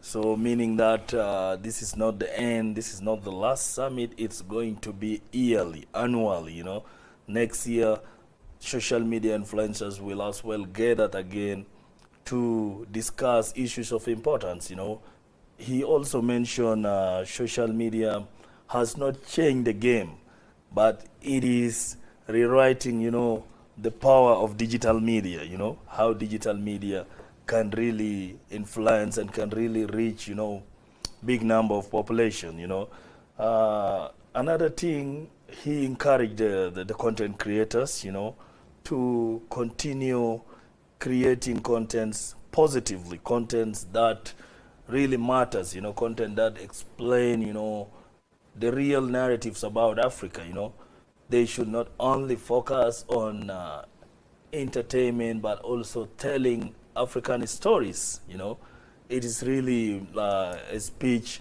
that is remarkable, that is encouraging for the influencers who gathered in Addis Ababa, and I'm very sure if they take his remark seriously, it will really impact their work positively, They can be able to generate content that will have a big number, big reach, in terms of viewers, in terms of even getting followers, and it will have impact as well on African population. You know, African really get impressed by seeing their African fellow growing, getting viewers, you know, like likes of Wadamaya, who just hit, you know, 3 million, you know, followers on Facebook, you know. It's really something so nice from African perspective, you know, because looking at the white, the Europeans, the American social media influencers, you find out they have very many followers compared to our African social media influencers. So we Africa, we are the biggest continent. We are the biggest continent in terms of population, in terms of land. So if we can really support the content creators, they will really do a great job, you know, because the CEO of AGA was really, you know, focusing so much on encouraging, you know, the content creators to continue with their work and then to develop as much as they can positive content of real African narratives, you know. So I really concur with his remark, you know. His remark is really a remark of somebody who wants to see something good for the continent, you know. Yeah. Absolutely, Noel. We have heard some powerful and insightful, thoughtful speech from Adwa Victory Memorial Museum. The first African Social Media Influencer Summit is being held in the diplomatic heartbeat of Africa, Ethiopia, Addis Ababa, at the iconic Adwa Victory Memorial Museum. And, you know, earlier on, Sefa Deribe, CEO of Pulse of Africa, has also delivered a powerful note at Adwa Victory Memorial Museum. And he said that the main objective behind Asmis is to fight negative stereotypes, to counter negative stereotypes and negative narratives against Africa. And of course, the CEO of Pulse of Africa also spoke about the genesis of Pulse of Africa, how Pulse of Africa was established. And he underlined and he underscored that Pulse of Africa was established by the initiative of His Excellency Dr. Abiy Ahmed. As we know, His Excellency Dr. Abiy Ahmed is a major proponent and advocate of African unity. He's Pan-Africanist, we could say. And at the 35th African Union Summit, at the 35th Ordinary Session of the African Union Summit, His Excellency Dr. Abiy Ahmed spoke about the danger of negative stories and negative stereotypes against Africa. And he underscored the significance of countering negative stereotypes and negative portrayals of Africa, because Africa is not rightly portrayed across the world. And His Excellency Dr. Abiy Ahmed underlined that the negative portrayal of Africa not only shape how the world views Africa, but it also shape how Africans view themselves, and that's very dangerous. And he initiated the establishment of Pulse of Africa, and a few months ago Pulse of Africa was established, and it was inaugurated by His Excellency Dr. Abiy Ahmed. And over the past few months, Pulse of Africa has done, you know, has accomplished, you know, major success. For example, in terms of Facebook, in terms of YouTube, we could see that Pulse of Africa has cultivated more than 200,000 followers at Facebook, and the YouTube page is also getting significant momentum. And of course, a lot remains to be done to make sure that Pulse of Africa fits the aspiration of Africans. So the CEO of Pulse of Africa, Sefa Deribe, also spoke about the significance of augmenting and amplifying voices of peace over conflict. We know that Africa, you know, the headlines of global media organizations screamed about conflict and crisis. You know, if you watch, for example, CNN or Al Jazeera or other global media organization, you could see that the major headlines on African stories is stories of crisis. For example, if you see the stories of South Sudan, you know, we see like civil war in South Sudan, the crisis in South Sudan, the drought and famine in South Sudan. For example, let me ask you, Noel, what's one thing you think, one positive stories that is missing in South Sudan? You know, in South Sudan, we have stories that content creators from South Sudan are yet, you know, to create contents about and to share to the world. You know, in South Sudan, we have kingdoms which exist as of today. We have the Zande Kingdom, we have the Shilluk Kingdom, we have the Anuak Kingdom.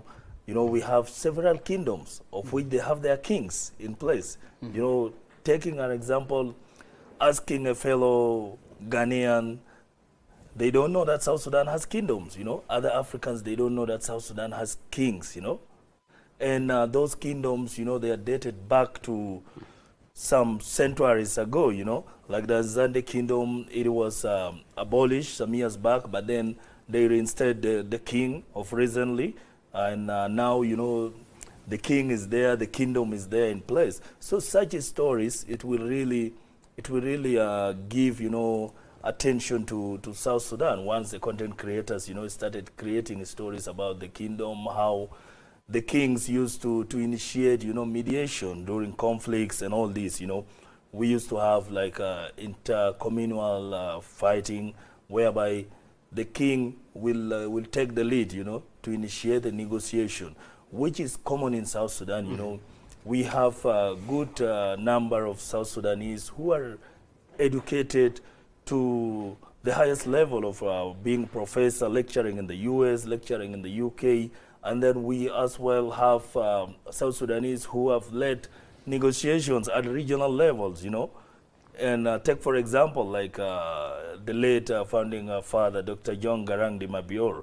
He died in the helicopter crash in Uganda as he was negotiating the peace agreement between the Lord Resistance Army, the LRA, who was fighting Ugandan government by then, you know. And it happened that he died in the helicopter crash. Yeah, let me interrupt you. Sorry, let me interrupt you. We're going to carry on the conversation later, but now let us return back to Adwa Victory Memorial Museum, where the African Social Media Influencers Summit is being held for the second day. This is the second day, and you know, various people's CEO of Pulse of Africa and the manager of AGA Tech Enterprise have delivered a speech, and more speeches are expected, and panel discussions are also expected, and we're going to make analysis and discussions on this super important continental summit. Stay tuned. The area in which AI is most criticized for is that AI ruins creativity. How many of you in this room believe that AI actually improves your creativity? AI makes you more creative. Raise your hand. Stand. Yeah. I wanted you to stand because we have someone from the Ethiopian Artificial Intelligence Institute. So I want him to see the proof of how AI can be used for content. If you believe that AI aids creativity, stand. This is proof that Africa is walking into the future. Thank you very much. You may have a seat. So now that we know that the majority of us believe in the power of AI, it is a pleasure to introduce our distinguished moderator. She's sitting here at the front with her beautiful Ethiopian garment. Lensa Makonnen brings a rare combination of government leadership, institutional reform, expertise, and strategic insight into the African Social Media Influencer Summit. And she's a former state minister. She's worked in development. She's worked at national transformation efforts. So she's everything when it comes to digital technology used for development. Ladies and gentlemen, how will you welcome my first moderator to the stage? How will you welcome her? A very warm welcome to Lensa.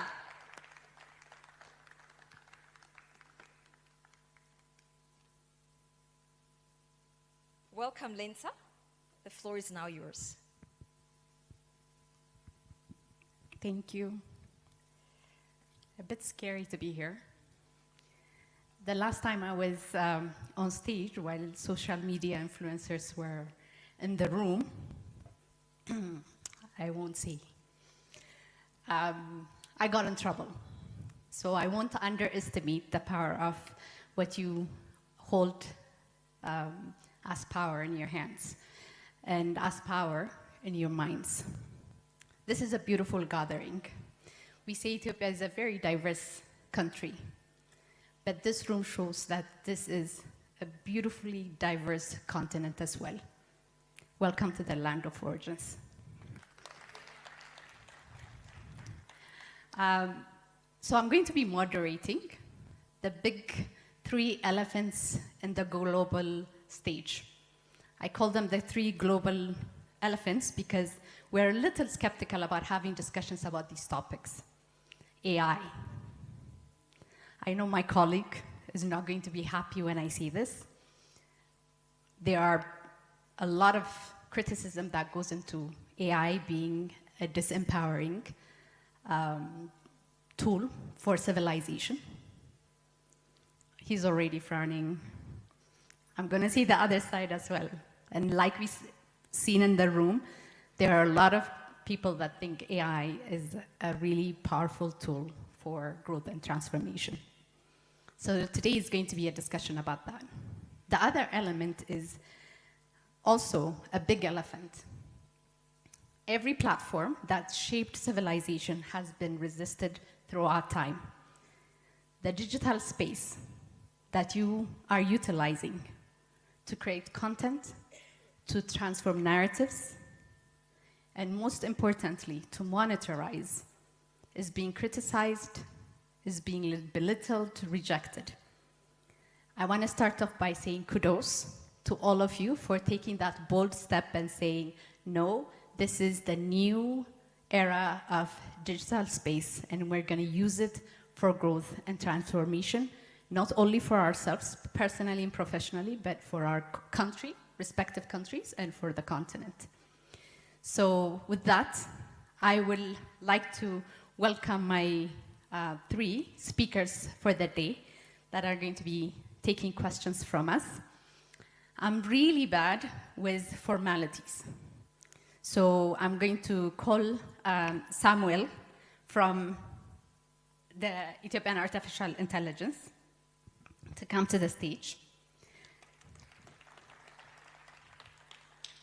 He's probably going to be the more formal one in this discussion.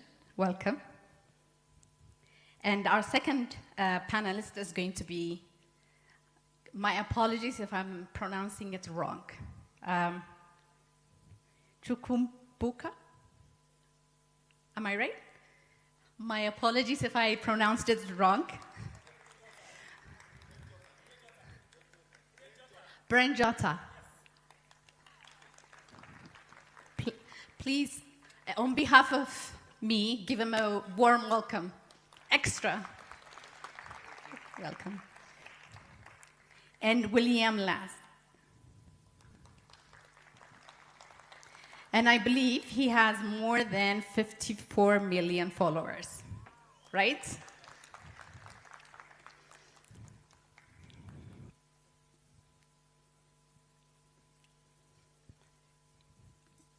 Like I said, I'm the most formal person you guys can meet. Welcome to Ethiopia, the land of origins. Glad to have you here. So I'm going to start with AI. Yeah? How do you see AI shaping how we transform narratives, how we speak about the continent, about development, history, and the likes? Okay. I think AI becomes in every house after the GPT, the first GPT model, GPT 3.5. Before that, AI is like more of a research area, and usually technical persons are usually using it. But after that, so for AI, first, especially for us, I'm actually a researcher, so we usually use it like to help us on building like papers or writing codes. So it was really helpful. But for the media, it wasn't started like back in 2023. Maybe some of you know about the Will Smith eating spaghetti video. It was like the first trial that they tried to generate that video using AI. So back in the day, it was really funny. The audio, the video is like, it's abnormal. And then different generative models, especially LLMs, become multimodal. They become, they understand images and videos and audios. So after that, content generation using these tools becomes really nice. I think most of you know about Sedans, the latest model, and also Google's Veo. So these models come a long way. For the text, it was even the ChatGPT 3.5 was better, but for video, it was really struggling. Some of the image generated was like some odd shapes or sub-abnormalities, but now it's really cinematic. You can use AI even to add some additional content, maybe, for example, in my speech, or remove my voice with another voice.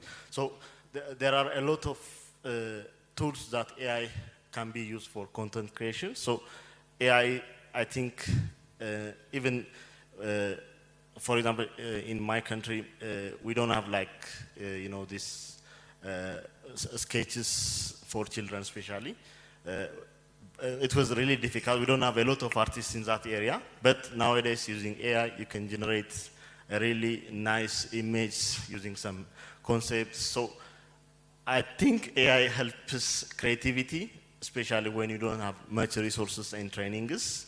We might have our ideas only, but we might not get like well trained in some digital tools like Photoshop or any content creation digital tools. But nowadays, you can, with the help of AI, you can generate a professional looking video or image or text. So I think this is the right moment for using AI in content creation. Wonderful. So this question goes for all three of you. How do you use your AI in your creative space? Kicking against AI, first of all, I feel like kicking against AI is like kicking against cars in a donkey era. When you say, oh, you're using a car, using a donkey makes you more hardworking. You know what I'm saying? So that's exactly what it is. And I don't think I don't think AI helps you think. You need to be creative to even use AI, because there are some AI images, footages you see, you just say, this is AI, you just shove it to the side, While some other people are making a living from the same AI due to their creativity. So AI doesn't necessarily make you lazy.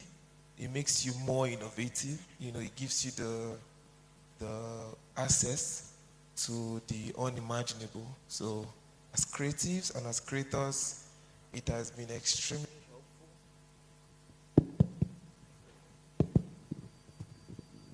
helpful. As creators, it has been extremely helpful from what's it called? Creating background sounds for YouTube videos, thumbnails, area shots, captions.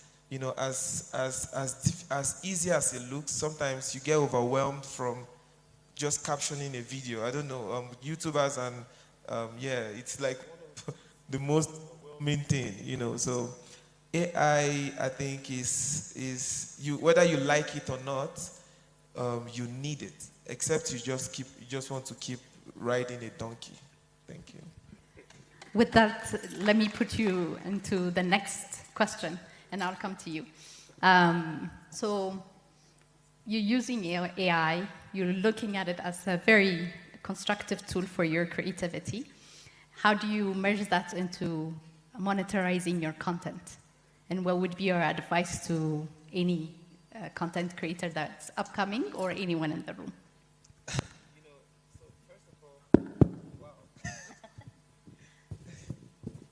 I don't think the sound guy likes AI so much. Yeah, so first of all, before I even answer that, I would say I was opportune to create let me give you an example, personal experience. My sister keeps coming to me to say, give me money for this, give me money for that. And I'm like, oh, okay, come into content creation. And she's like, I don't like the camera. And I'm like, okay. I'll create you an AI, channel. If you have your phones, you can search Play Perfect. It's an AI Instagram channel that just tells stories. That's my sister, and that's my idea. I just tell her the story. She used AI to create those stories, and she has over 400 and something thousand followers following an AI channel, getting over tens and 20s of millions of views. You know what I'm saying? So she doesn't come to me for money anymore. You know what I'm saying?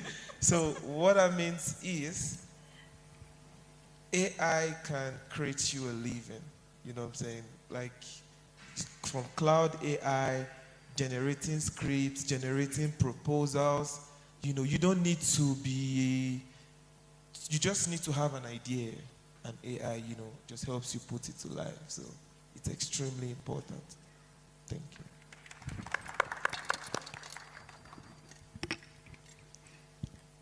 Let's start off with how your take is on AI. Okay, before I answer the question, I want to take this time to thank the organizers for inviting me. I always wanted to use this line, protocol is observed. To be honest, I haven't been using AI. I haven't used AI.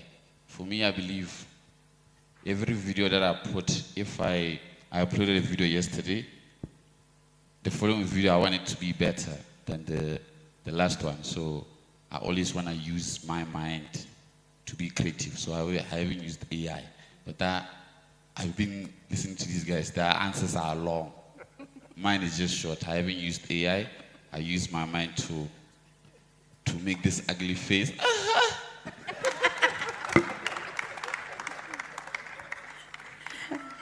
Now, you influenced the room just now, and you're doing that with 54 million people following you.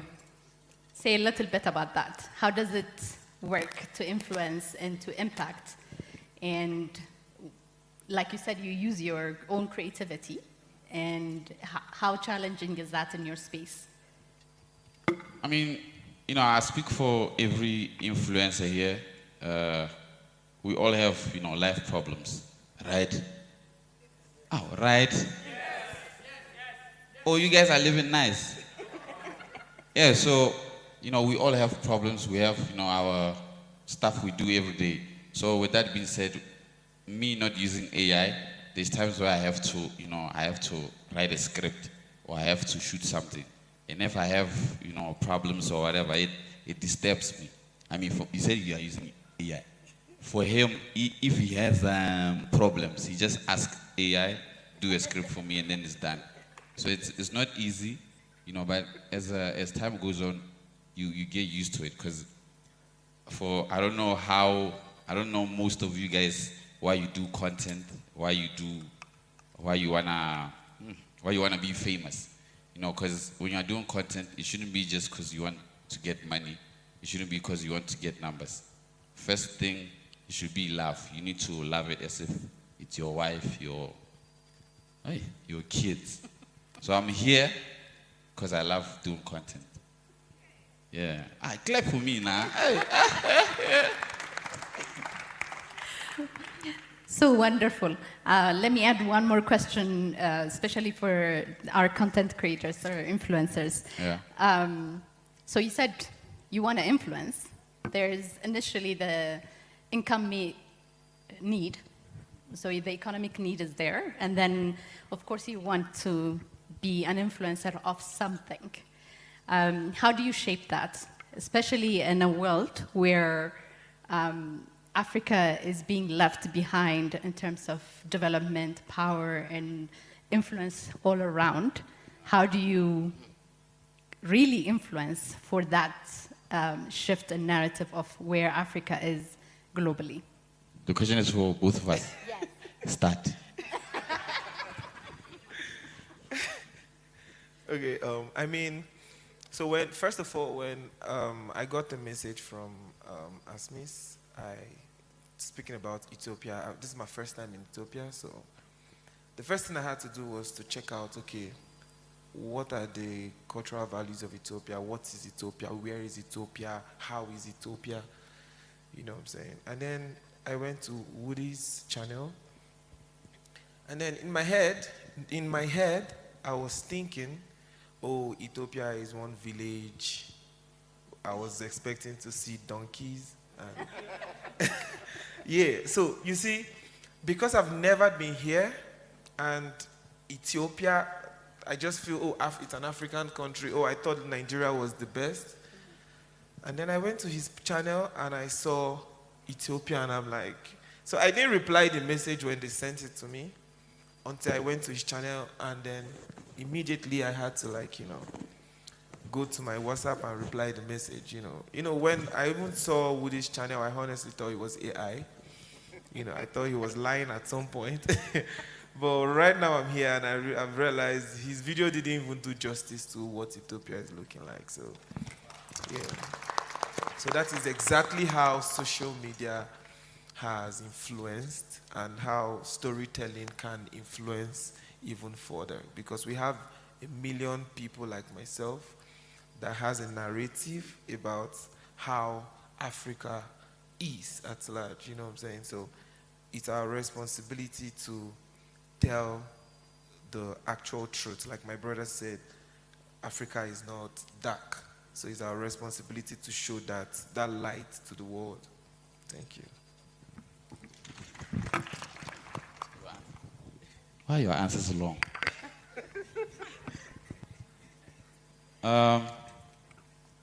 Yeah, mine is not going to be long. You see, I think it was a few months back, there's an influencer, a streamer, his name is Speed. He came to few countries in Africa.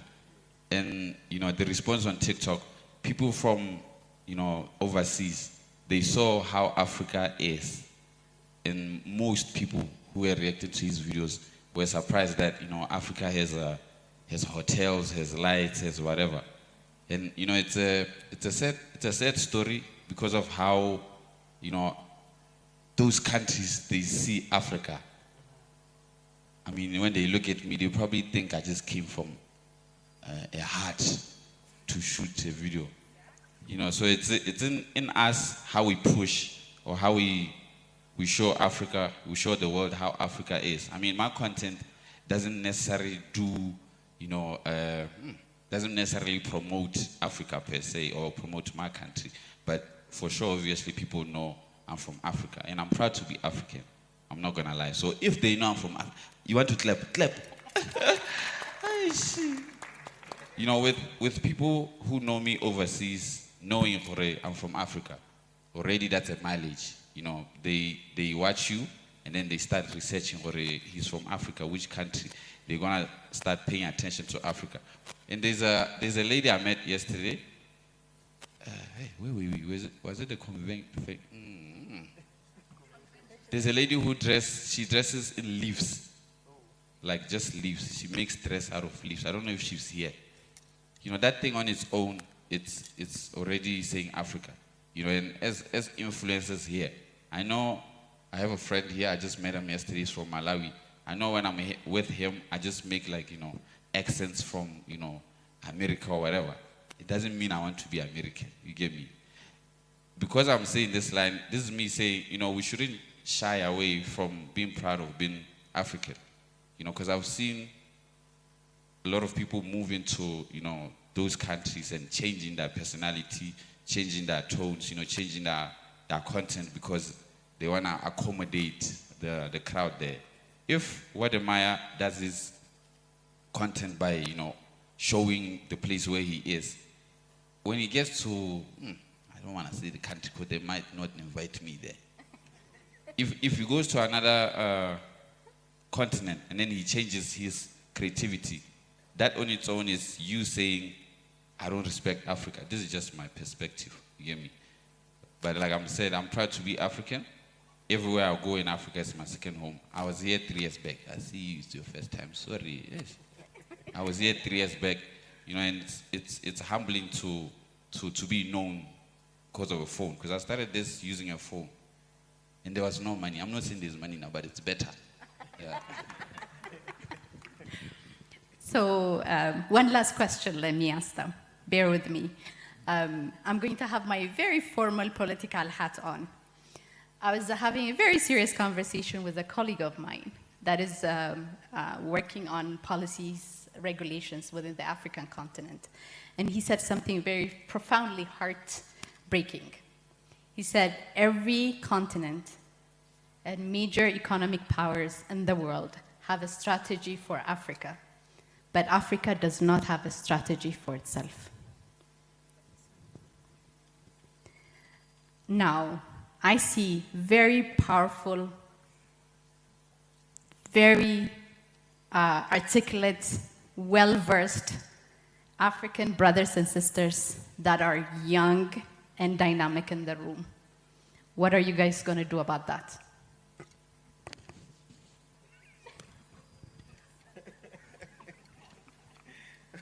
This question goes all for the three of you.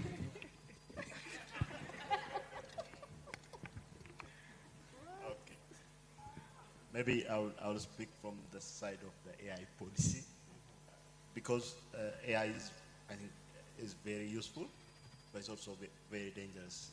So I think we need to be careful how we are using it, when we are using it, because if we can use AI to generate false narratives and also maybe blackmailing someone. So using those types of usages in AI are really dangerous. So I think every country and even the country, I think there are some efforts. So need to have some kind of a policy and also some law, so that, for example, if someone using AI to generate false narratives about someone, he has to be make accountable. Who is going to be accountable? Is the AI company or the guy who generates such content? So I think there are rules, but it's not clearly stated that for the AI.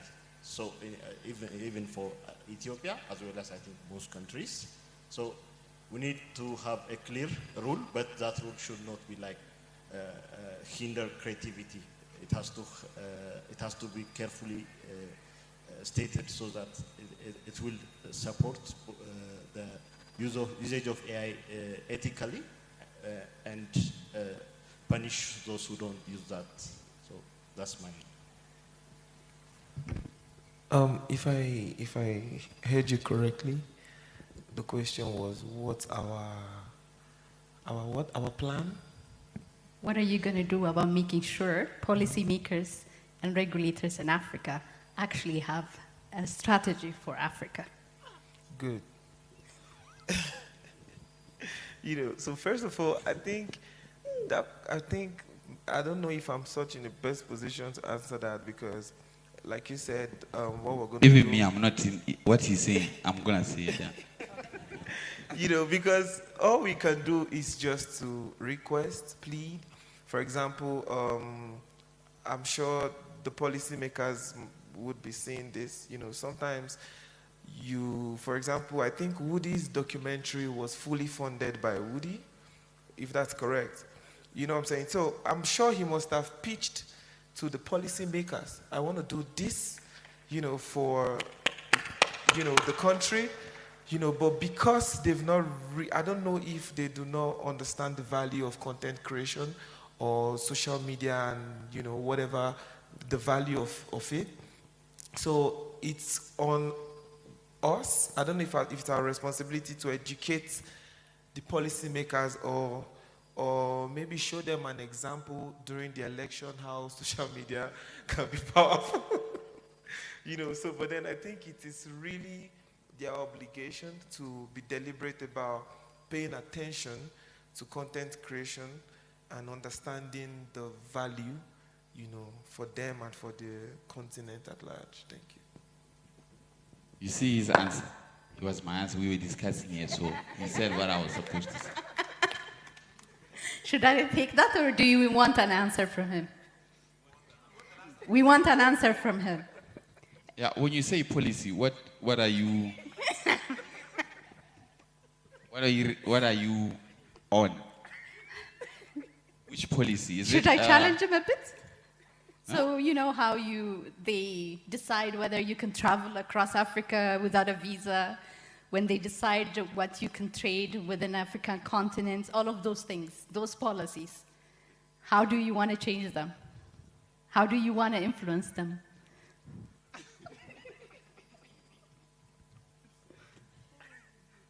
You mean how do I want to influence people coming in a country with using your passport only?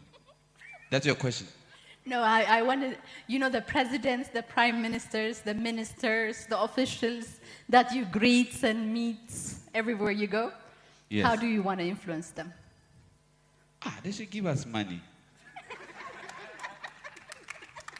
You see here, there's too many countries here. There's my brothers from Niger, Gabon, there's a lot of countries here. So when all of us go back to our countries, these guys, they need to see our value. Because most of the countries where influences come from, they're not really supported, Because support is not really, yes, yeah, I'll send you an invoice, yeah. They don't really support, support is not only following me. That's not enough. I'm already putting a country on the map. I need to feed myself and, the family. So you following and commenting, yeah, I see, but, the ministers, whatever, yes, they need to pop out the cash. Yeah. I'm not saying to me, I'm just saying, we just came to Ethiopia, it will be, humbling if, content creators from Ethiopia, have been supported, because some of us, we had to fight, Baba. Hey. I answered again. Yes, you did. I think you did, right? Is there any question that I have missed before I wrap up this session? No, there's no question.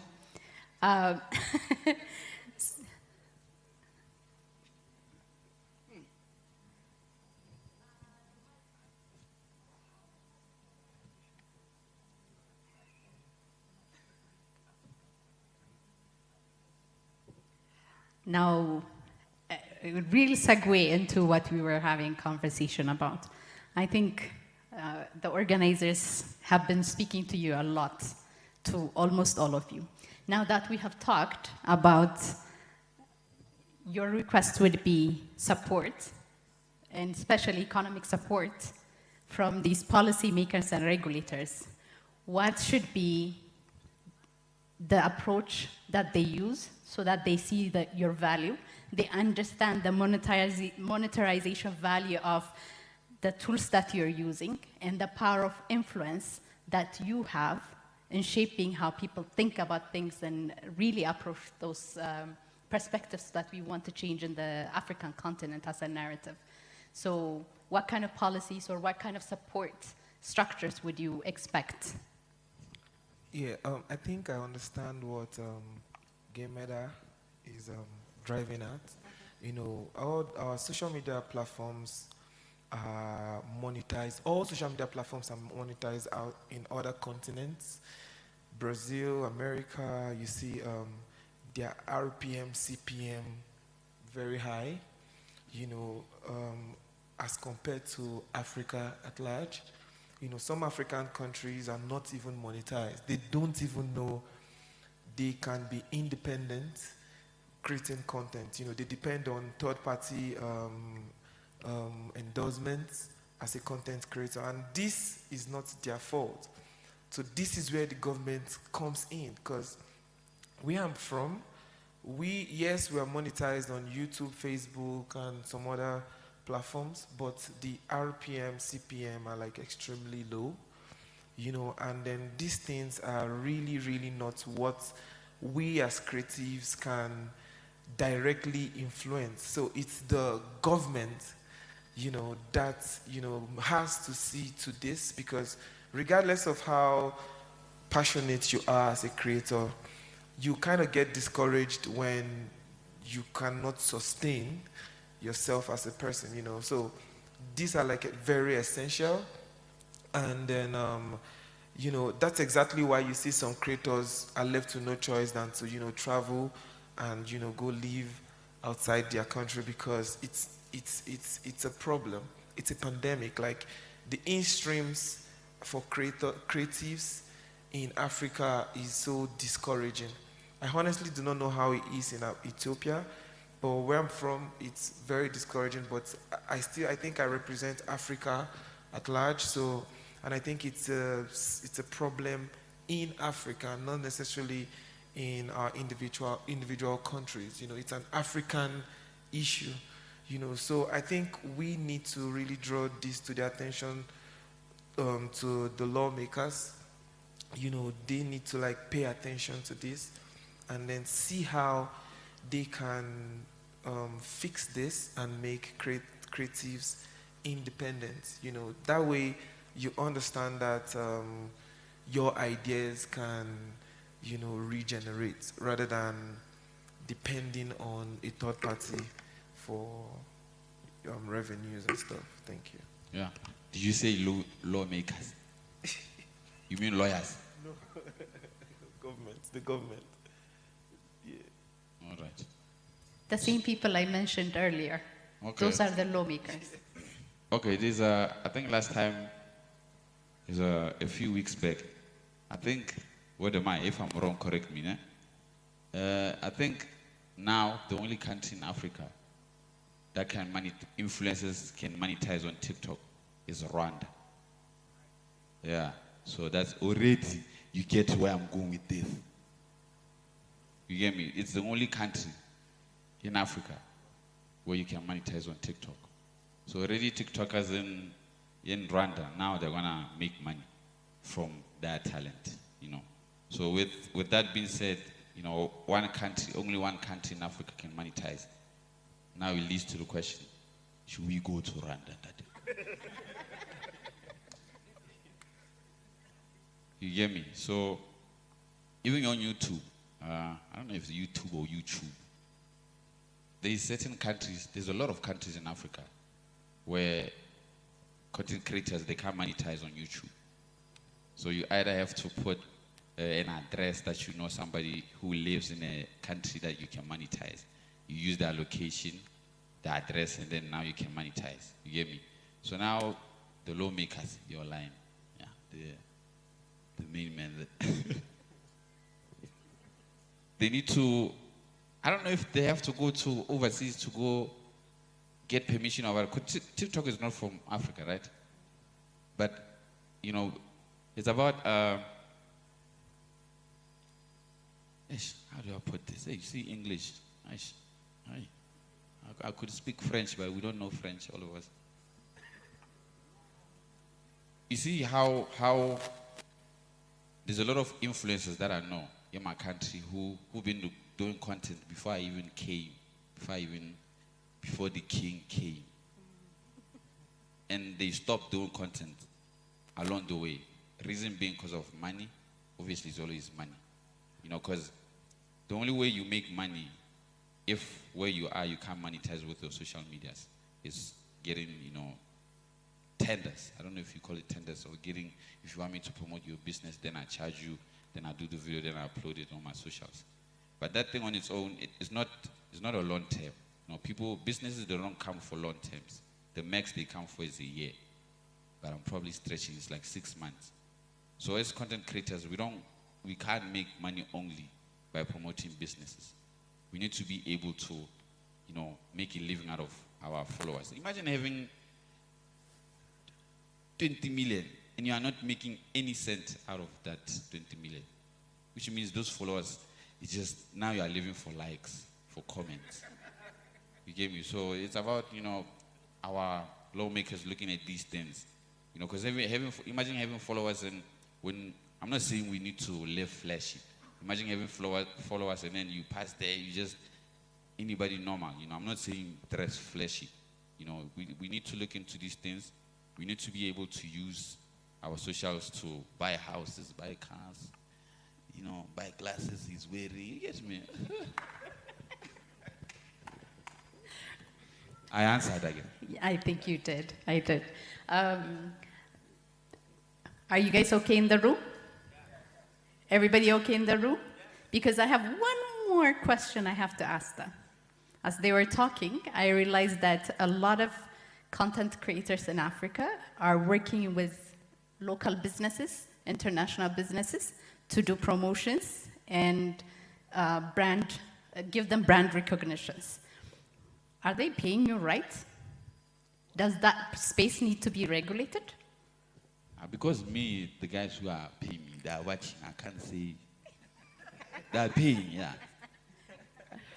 So this question is going to compromise you.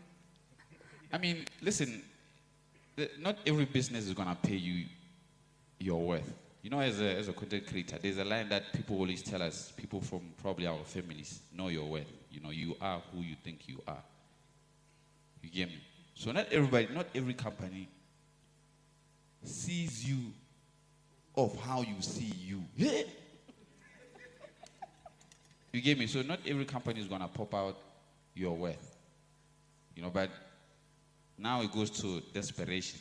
Now you have to take every deal because you can't make a living out of your socials. I answered again. Nice.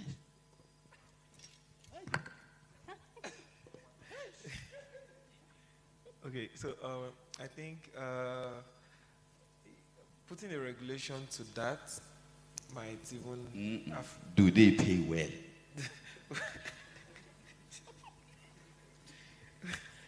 Okay.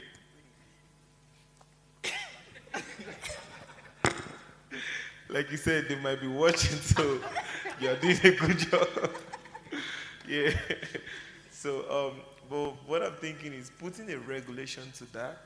Before we think about putting any regulation to that, we have to sort out the in-stream first. You know, when a creative is independent, before you can even regulate anything, because it still falls back to the creative. If these people are like, oh, there are these regulations, oh, we cannot keep up, the creative become, you know, depressed, you know. Because right now, the reason why creatives are accepting just anything and not acknowledging their values, their worth, is because there is nothing else to fall back on. You know, we cannot depend solely on in-stream as it speaks. So that's, I think, why sometimes you see a person with 10 million, 20 million views just there, you know what I'm saying? So if that can be sorted, then we can now fall back to saying, yeah, now I can answer the question as it is when you say, are they paying you your worth? You know what I'm saying? So for right now, our hands are tied because there is a problem that we need to solve before this problem. Thank you. But just to, did you guys want to clap or should I proceed? This is just something else, né? But I'm hoping what I'm going to say is not going to inspire you to ask on top.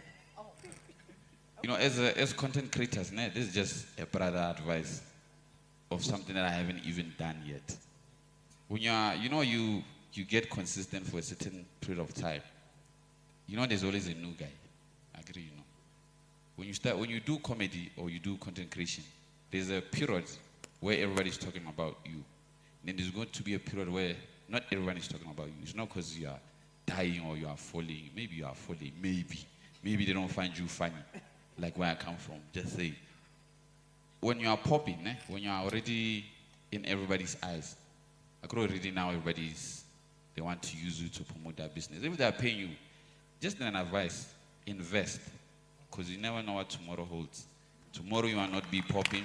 You need something to back you up. I think that's the most important thing I've said today, besides breakfast. I think you said a lot of important things, but we'll take that from you. I think with that, I will kind of try to summarize in maybe a sentence what stood out for me, at least, from this conversation. Number one, the social media or digital media platform have real power in influencing not just everyday lives, but policymakers and regulators. But for that to happen, the one key element is showing what you're worth. It doesn't matter what your content is, but you have to show your worth. Once you've done that, you can actually influence the shift that you want to do that. And along the way, you can use AI responsibly to enhance your creativity. I think that's the major takeaway for me from this discussion. Thank you very much, and I hope you have more takeaways from this. And welcome to the land of origins, and enjoy the rest of your stay. Namasakanalo. Thank you. አመሰግናለሁ.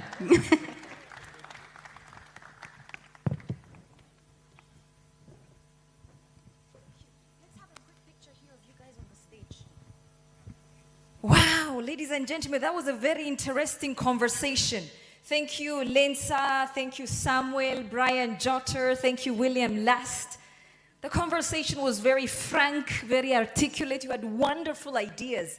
The ambassadors of Africa. Not just influencers, but I felt like you were professors. That was amazing. And ladies and gentlemen, I would like to let you know that if you need the live stream of this program, we're streaming this event live on the YouTube and Facebook page of Pulse of Africa. In addition, the YouTube page of Ethiopia News Agency. We'd like to quickly say thank you to all of our sponsors who brought us together for this beautiful conversation. Thank you to the Commercial Bank of Ethiopia, to the Ministry of Tourism, to the Addis Ababa Mayor's Office. Thank you to Ethio Telecom, the Addis Ababa Tourism Commission. Thank you to Dashan Bank. Thank you to Safaricom Ethiopia, and thank you to the Ethiopian Airlines. Ladies and gentlemen, please give a warm thank you to our moderator, Elsa, to Samuel, to Brian, to William. That was incredible. Frank conversations to the point. Now, ladies and gentlemen, we've been having a very long morning. It's time to have lunch. And therefore, we'd like to welcome you all to join us for lunch. It's going to be the same place we had lunch yesterday, downstairs on that other building. So enjoy your lunch. When we come back, we'll discuss how to brand Africa. We'll hear from big names like Hassaid from Wodemaya, who's been receiving so many shout-outs this morning. And we'll also have another panel on how to translate Agenda 2063, the conversations of the bosses to the conversations of young people. Enjoy lunch. We'll see you exactly at 2 p.m., 1 hour. All right, let's go for lunch, ladies and gentlemen.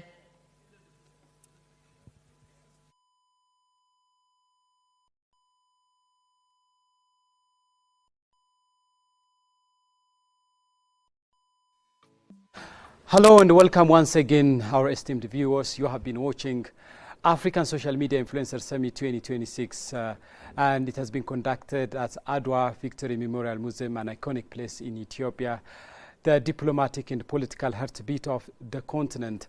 And this important summit has brought together more than 200 influencers from across Africa. And earlier on, you have been watching a panel discussion which was centered at artificial intelligence and content creators. The significance of artificial intelligence for content creators in helping them to produce more engaging contexts. And of course, a debate and the kind of discussion was also conducted on the, the negative sides of artificial intelligence in the content creation process. Gentlemen, let me come to you. Yeah. It was a very hot and meaningful discussion, I guess. And we will come back with this panel discussion later. But for now, I want both of you to reflect on the earlier speech made by the CEO of the AGA Tech Enterprise. As we know, this summit has been organized by AGA Tech Enterprise and Pulse of Africa. And the CEO of both organizations were delivering a speech before this panel discussion. And for example, the CEO of AGA Tech Enterprise, Gemeda Ulana, said, this African Social Media Influencer Summit is, of course, the first in the continent, but it's not going to be the last. It's going to be continuous. And he promised that the African Social Media Award will be prepared for next year. So it's a groundbreaking moment for the continent Africa, isn't it? How do you see this initiative? the fact that the organizers of the summit are showing steadfast commitment to make the summit and the gathering continuous. Yes, let me start with the first speaker, who is Gameda Olana, AGA Tech Enterprise CEO. Well, he just said that it's powerful. I mean, so there is immense power in social media, and the influencers are, of course, ambassadors. They are the powerhouses, and of course, his enterprise, AGA Tech Enterprise, is just the one that serves as a bridge by organizing, you know, just this Asmis 2026 summit. Well, he also said that the recognition for influencers has become very much evident, not only, of course, these days, but as early as, you know, some time ago. The influence of social media influencers has become evident to everyone, and as a result, AGA Tech Enterprise and Pulse of Africa came together to organize this summit, and this summit intends to enhance the capacity of social media influencers so that the power will serve a lot in changing the negative biases about Africa, the negative narrative regarding Africa, especially those targeted by the media platforms elsewhere. Okay, so Asmis is said to be, you know, a bridge between the influencers and the stakeholders. Of course, Asmis comes in between the influencers and the large audience, and institutions are here, you know, to play a big role. AGA Tech Enterprise, you know, wants to incorporate efforts from institutions that support this initiative. The fact that, you know, the knowledge and the skill and the capacity of social media influencers gets enhanced, and that's why, you know, these influencers are invited to Addis Ababa, and as we can see, they are having, you know, just this wonderful summit in Addis Ababa. In short, attention is given to social media influencers because the power of social media influencers has become, you know, evident on a daily basis, and especially in recent days, their impact is very much clear, and opposed to the influence, you know, coming from the mainstream media such as television and radio.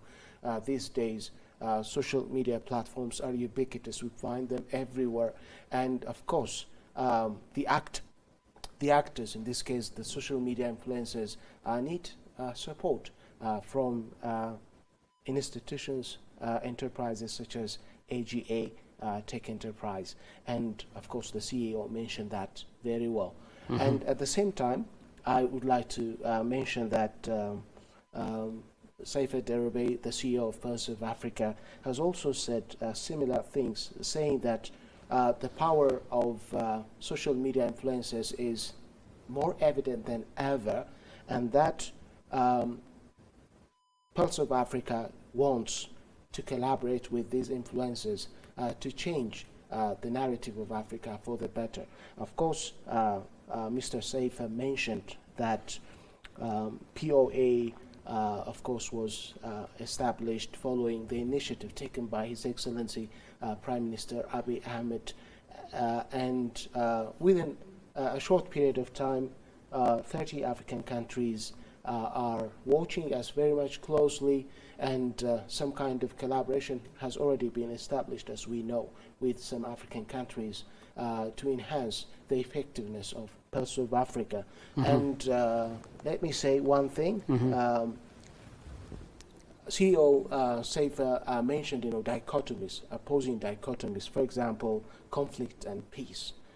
He revealed the fact that, you know, Africa is not going to go away from the negative events that are existing in Africa. When we talk about peace, at the same time, you know, we understand there is conflict, and Pulse of Africa, you know, wants to face it, and so that ways need to be found to turn, you know, just that conflict into peace.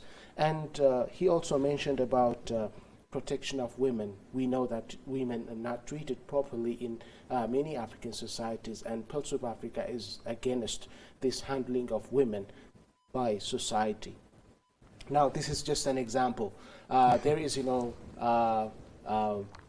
giving, some kind of, unity, for example. Unity is very much important for the African continent, and unfortunately, people are not very much united. We see, division amongst members of societies in the African continent, amongst, nations in Africa. And Pulse of Africa, just wants to handle all these things, all these matters, in a way that they can turn to the desirable one, which is, for example, unity.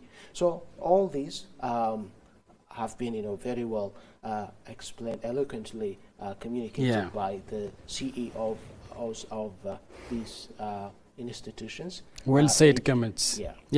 Of course, the CEO of Pulse of Africa, Seif Ederebe, elaborated on the initiative of Pulse of Africa and the aim of Pulse of Africa and the many initiatives that Pulse of Africa is pursuing. And like you said, he also mentioned dichotomies, and he said that Pulse of Africa will promote, for example, unity over division, peace over conflict. And this very much significant, I would say. For example, imagine 1.4 billion people of Africa become united. Who gonna beat Africa then? The unification of Africa is very much essential. And of course, our forefathers such as Kwame Nkrumah of Ghana, Julius Nyerere of Tanzania, Haile Selassie of Ethiopia, and others were aspiring for a united Africa. But for so long, the unification of Africa has not been realized. And of course, unification for Africa is not a simple task. It needs investment. It needs political will of leaders. It needs dedication. For example, you can't bring unity through kind of gathering like this. You need to invest in infrastructure, for example.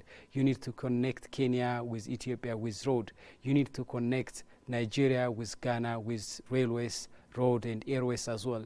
So the unity of Africa can be revealed, can be realized through proper investment, through political will of leaders, and through the collaboration of all stakeholders such as investors, scholars, politicians, leaders, and every stakeholders. And CEO of Pulse of Africa, Seif Ederebe, also said peace over conflict. Pulse of Africa will promote peace over conflict. What Africa is being starved of, hungered of these days is peace. Of course, the continent Africa has made significant stride in terms of realizing peace and stability. Africa is not one single entity. There are 54 countries within the continent, and if you see, many of countries of the continent are in peace and stability. But those global media narratives of Africa is always peace and conflict. Like we said earlier on, John, for example, the global media narratives of South Sudan was very much devoted to crisis, famine, and drought, and like that.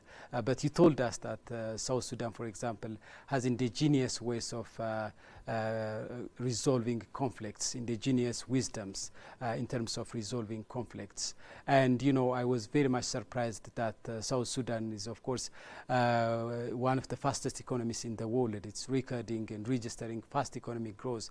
And there are lots of positive stuffs in South Sudan, but we have never heard them, those kind of positive developments, achievements, success in Trump over those global media narratives. And the initiative of Pulse of Africa and the aim of Pulse of Africa is to reverse such negative stereotypes, which has been hampering development and democratization process of African countries.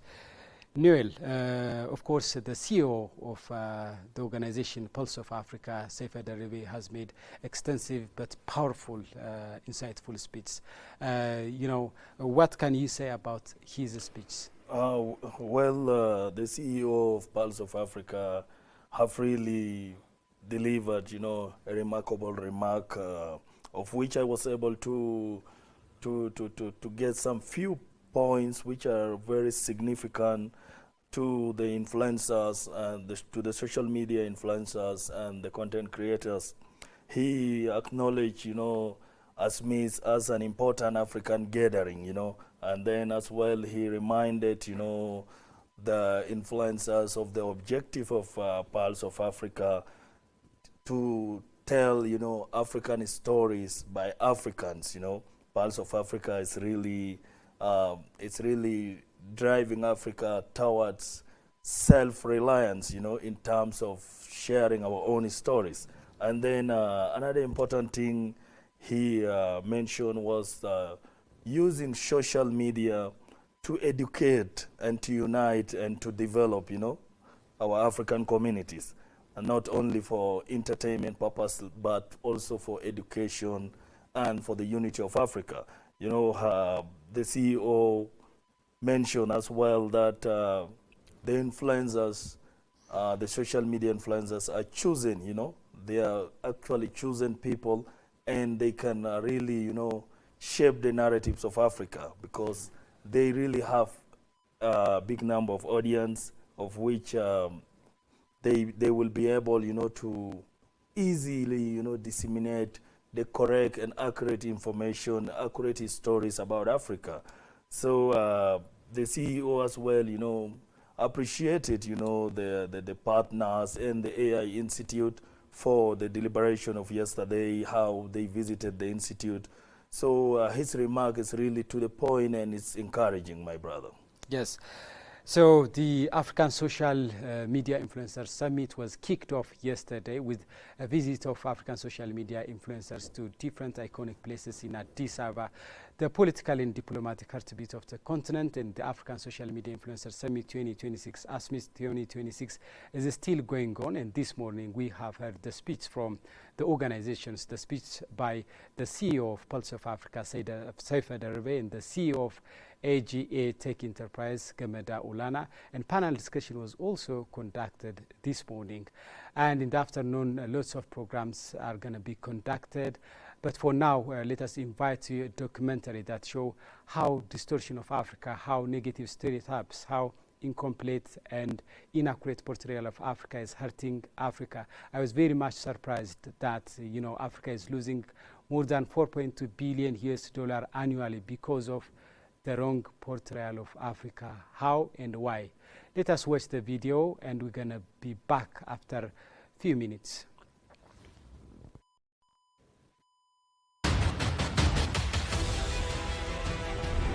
Something powerful is already happening. Over 200 content creators sitting together, aligning, questioning, deciding what Africa's digital future should actually look like. Because this isn't just about content anymore. It's about direction. millions of followers and millions of eyes. Now moving with shared purpose. Stories are being shaped with intention. Narratives are being clarified. Agendas are being defined. Because when Africa speaks in fragments, it gets misunderstood. But when it moves together, it becomes undeniable. What's happening here doesn't stay here. It reaches the world. This is the African Social Media Influencer Summit.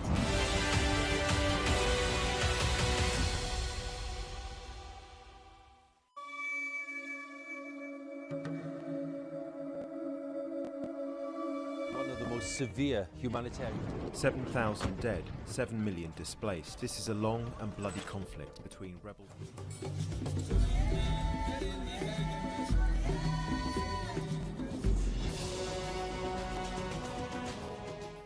For decades, the world searched for Africa. It found the same headlines: war, disease, poverty, chaos. And over time, those images didn't just shape opinions. Rather, they shaped investments, they shaped interest rates, they shaped policy decisions, and the opportunities Africans could access.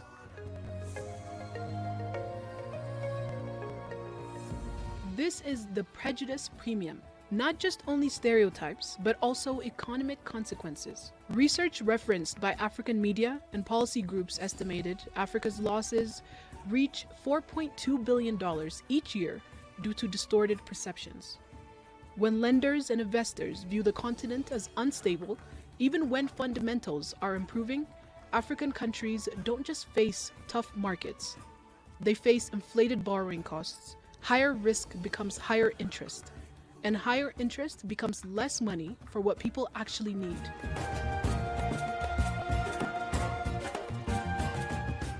That money could have built systems, water, healthcare, education, but it gets redirected through the lens of fear.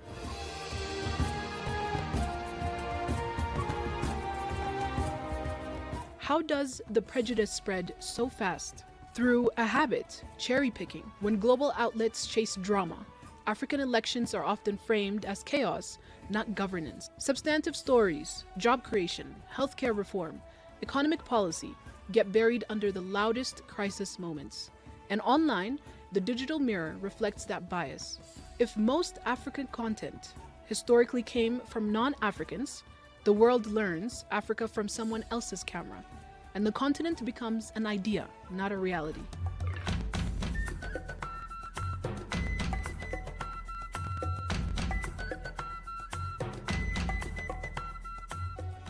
But the era of passive complaint is over, because Africa is not waiting for permission to be seen. With over 60% of the population under 25, the continent is young and digital first. Smartphones and high-speed internet have changed the rules. Now, creators can bypass legacy gatekeepers. They can show daily progress from tech hubs and innovation labs to architecture, mobility, and thriving communities. Africa is being documented in real time by Africans.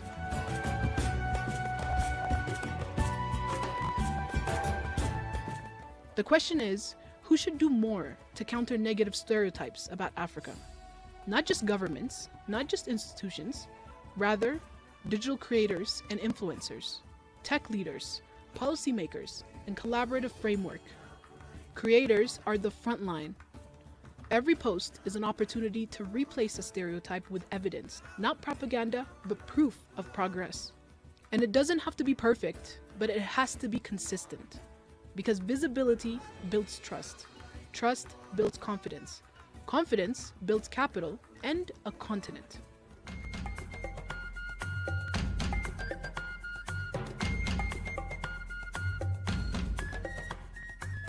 However, creators can't win alone. Tech is the infrastructure of discovery.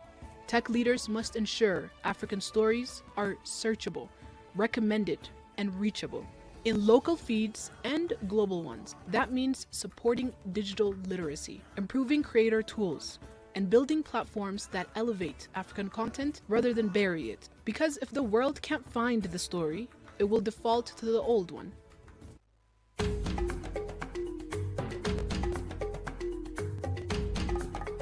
Then comes the shield, policymakers.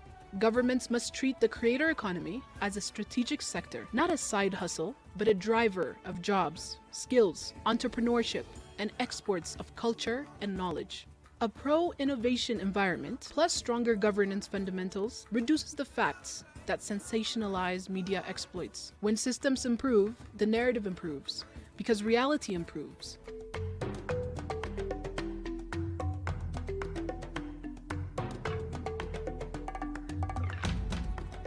That's why the African Social Media Influencer Summit 2026 is more than just a conference. It is a community of practice, a place to keep collaborating long after the cameras fade. And importantly, the host country Ethiopia isn't just only a cultural and diplomatic hub of Africa. It can also be Africa's next digital innovation signal, where policy meets creators and technology meets ambition.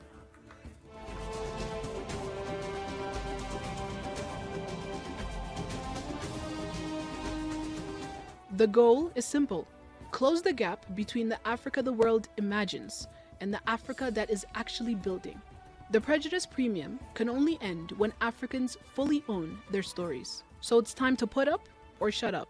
Capture, publicize, celebrate. Because when Africa's narrative becomes Africa's reality, everyone wins.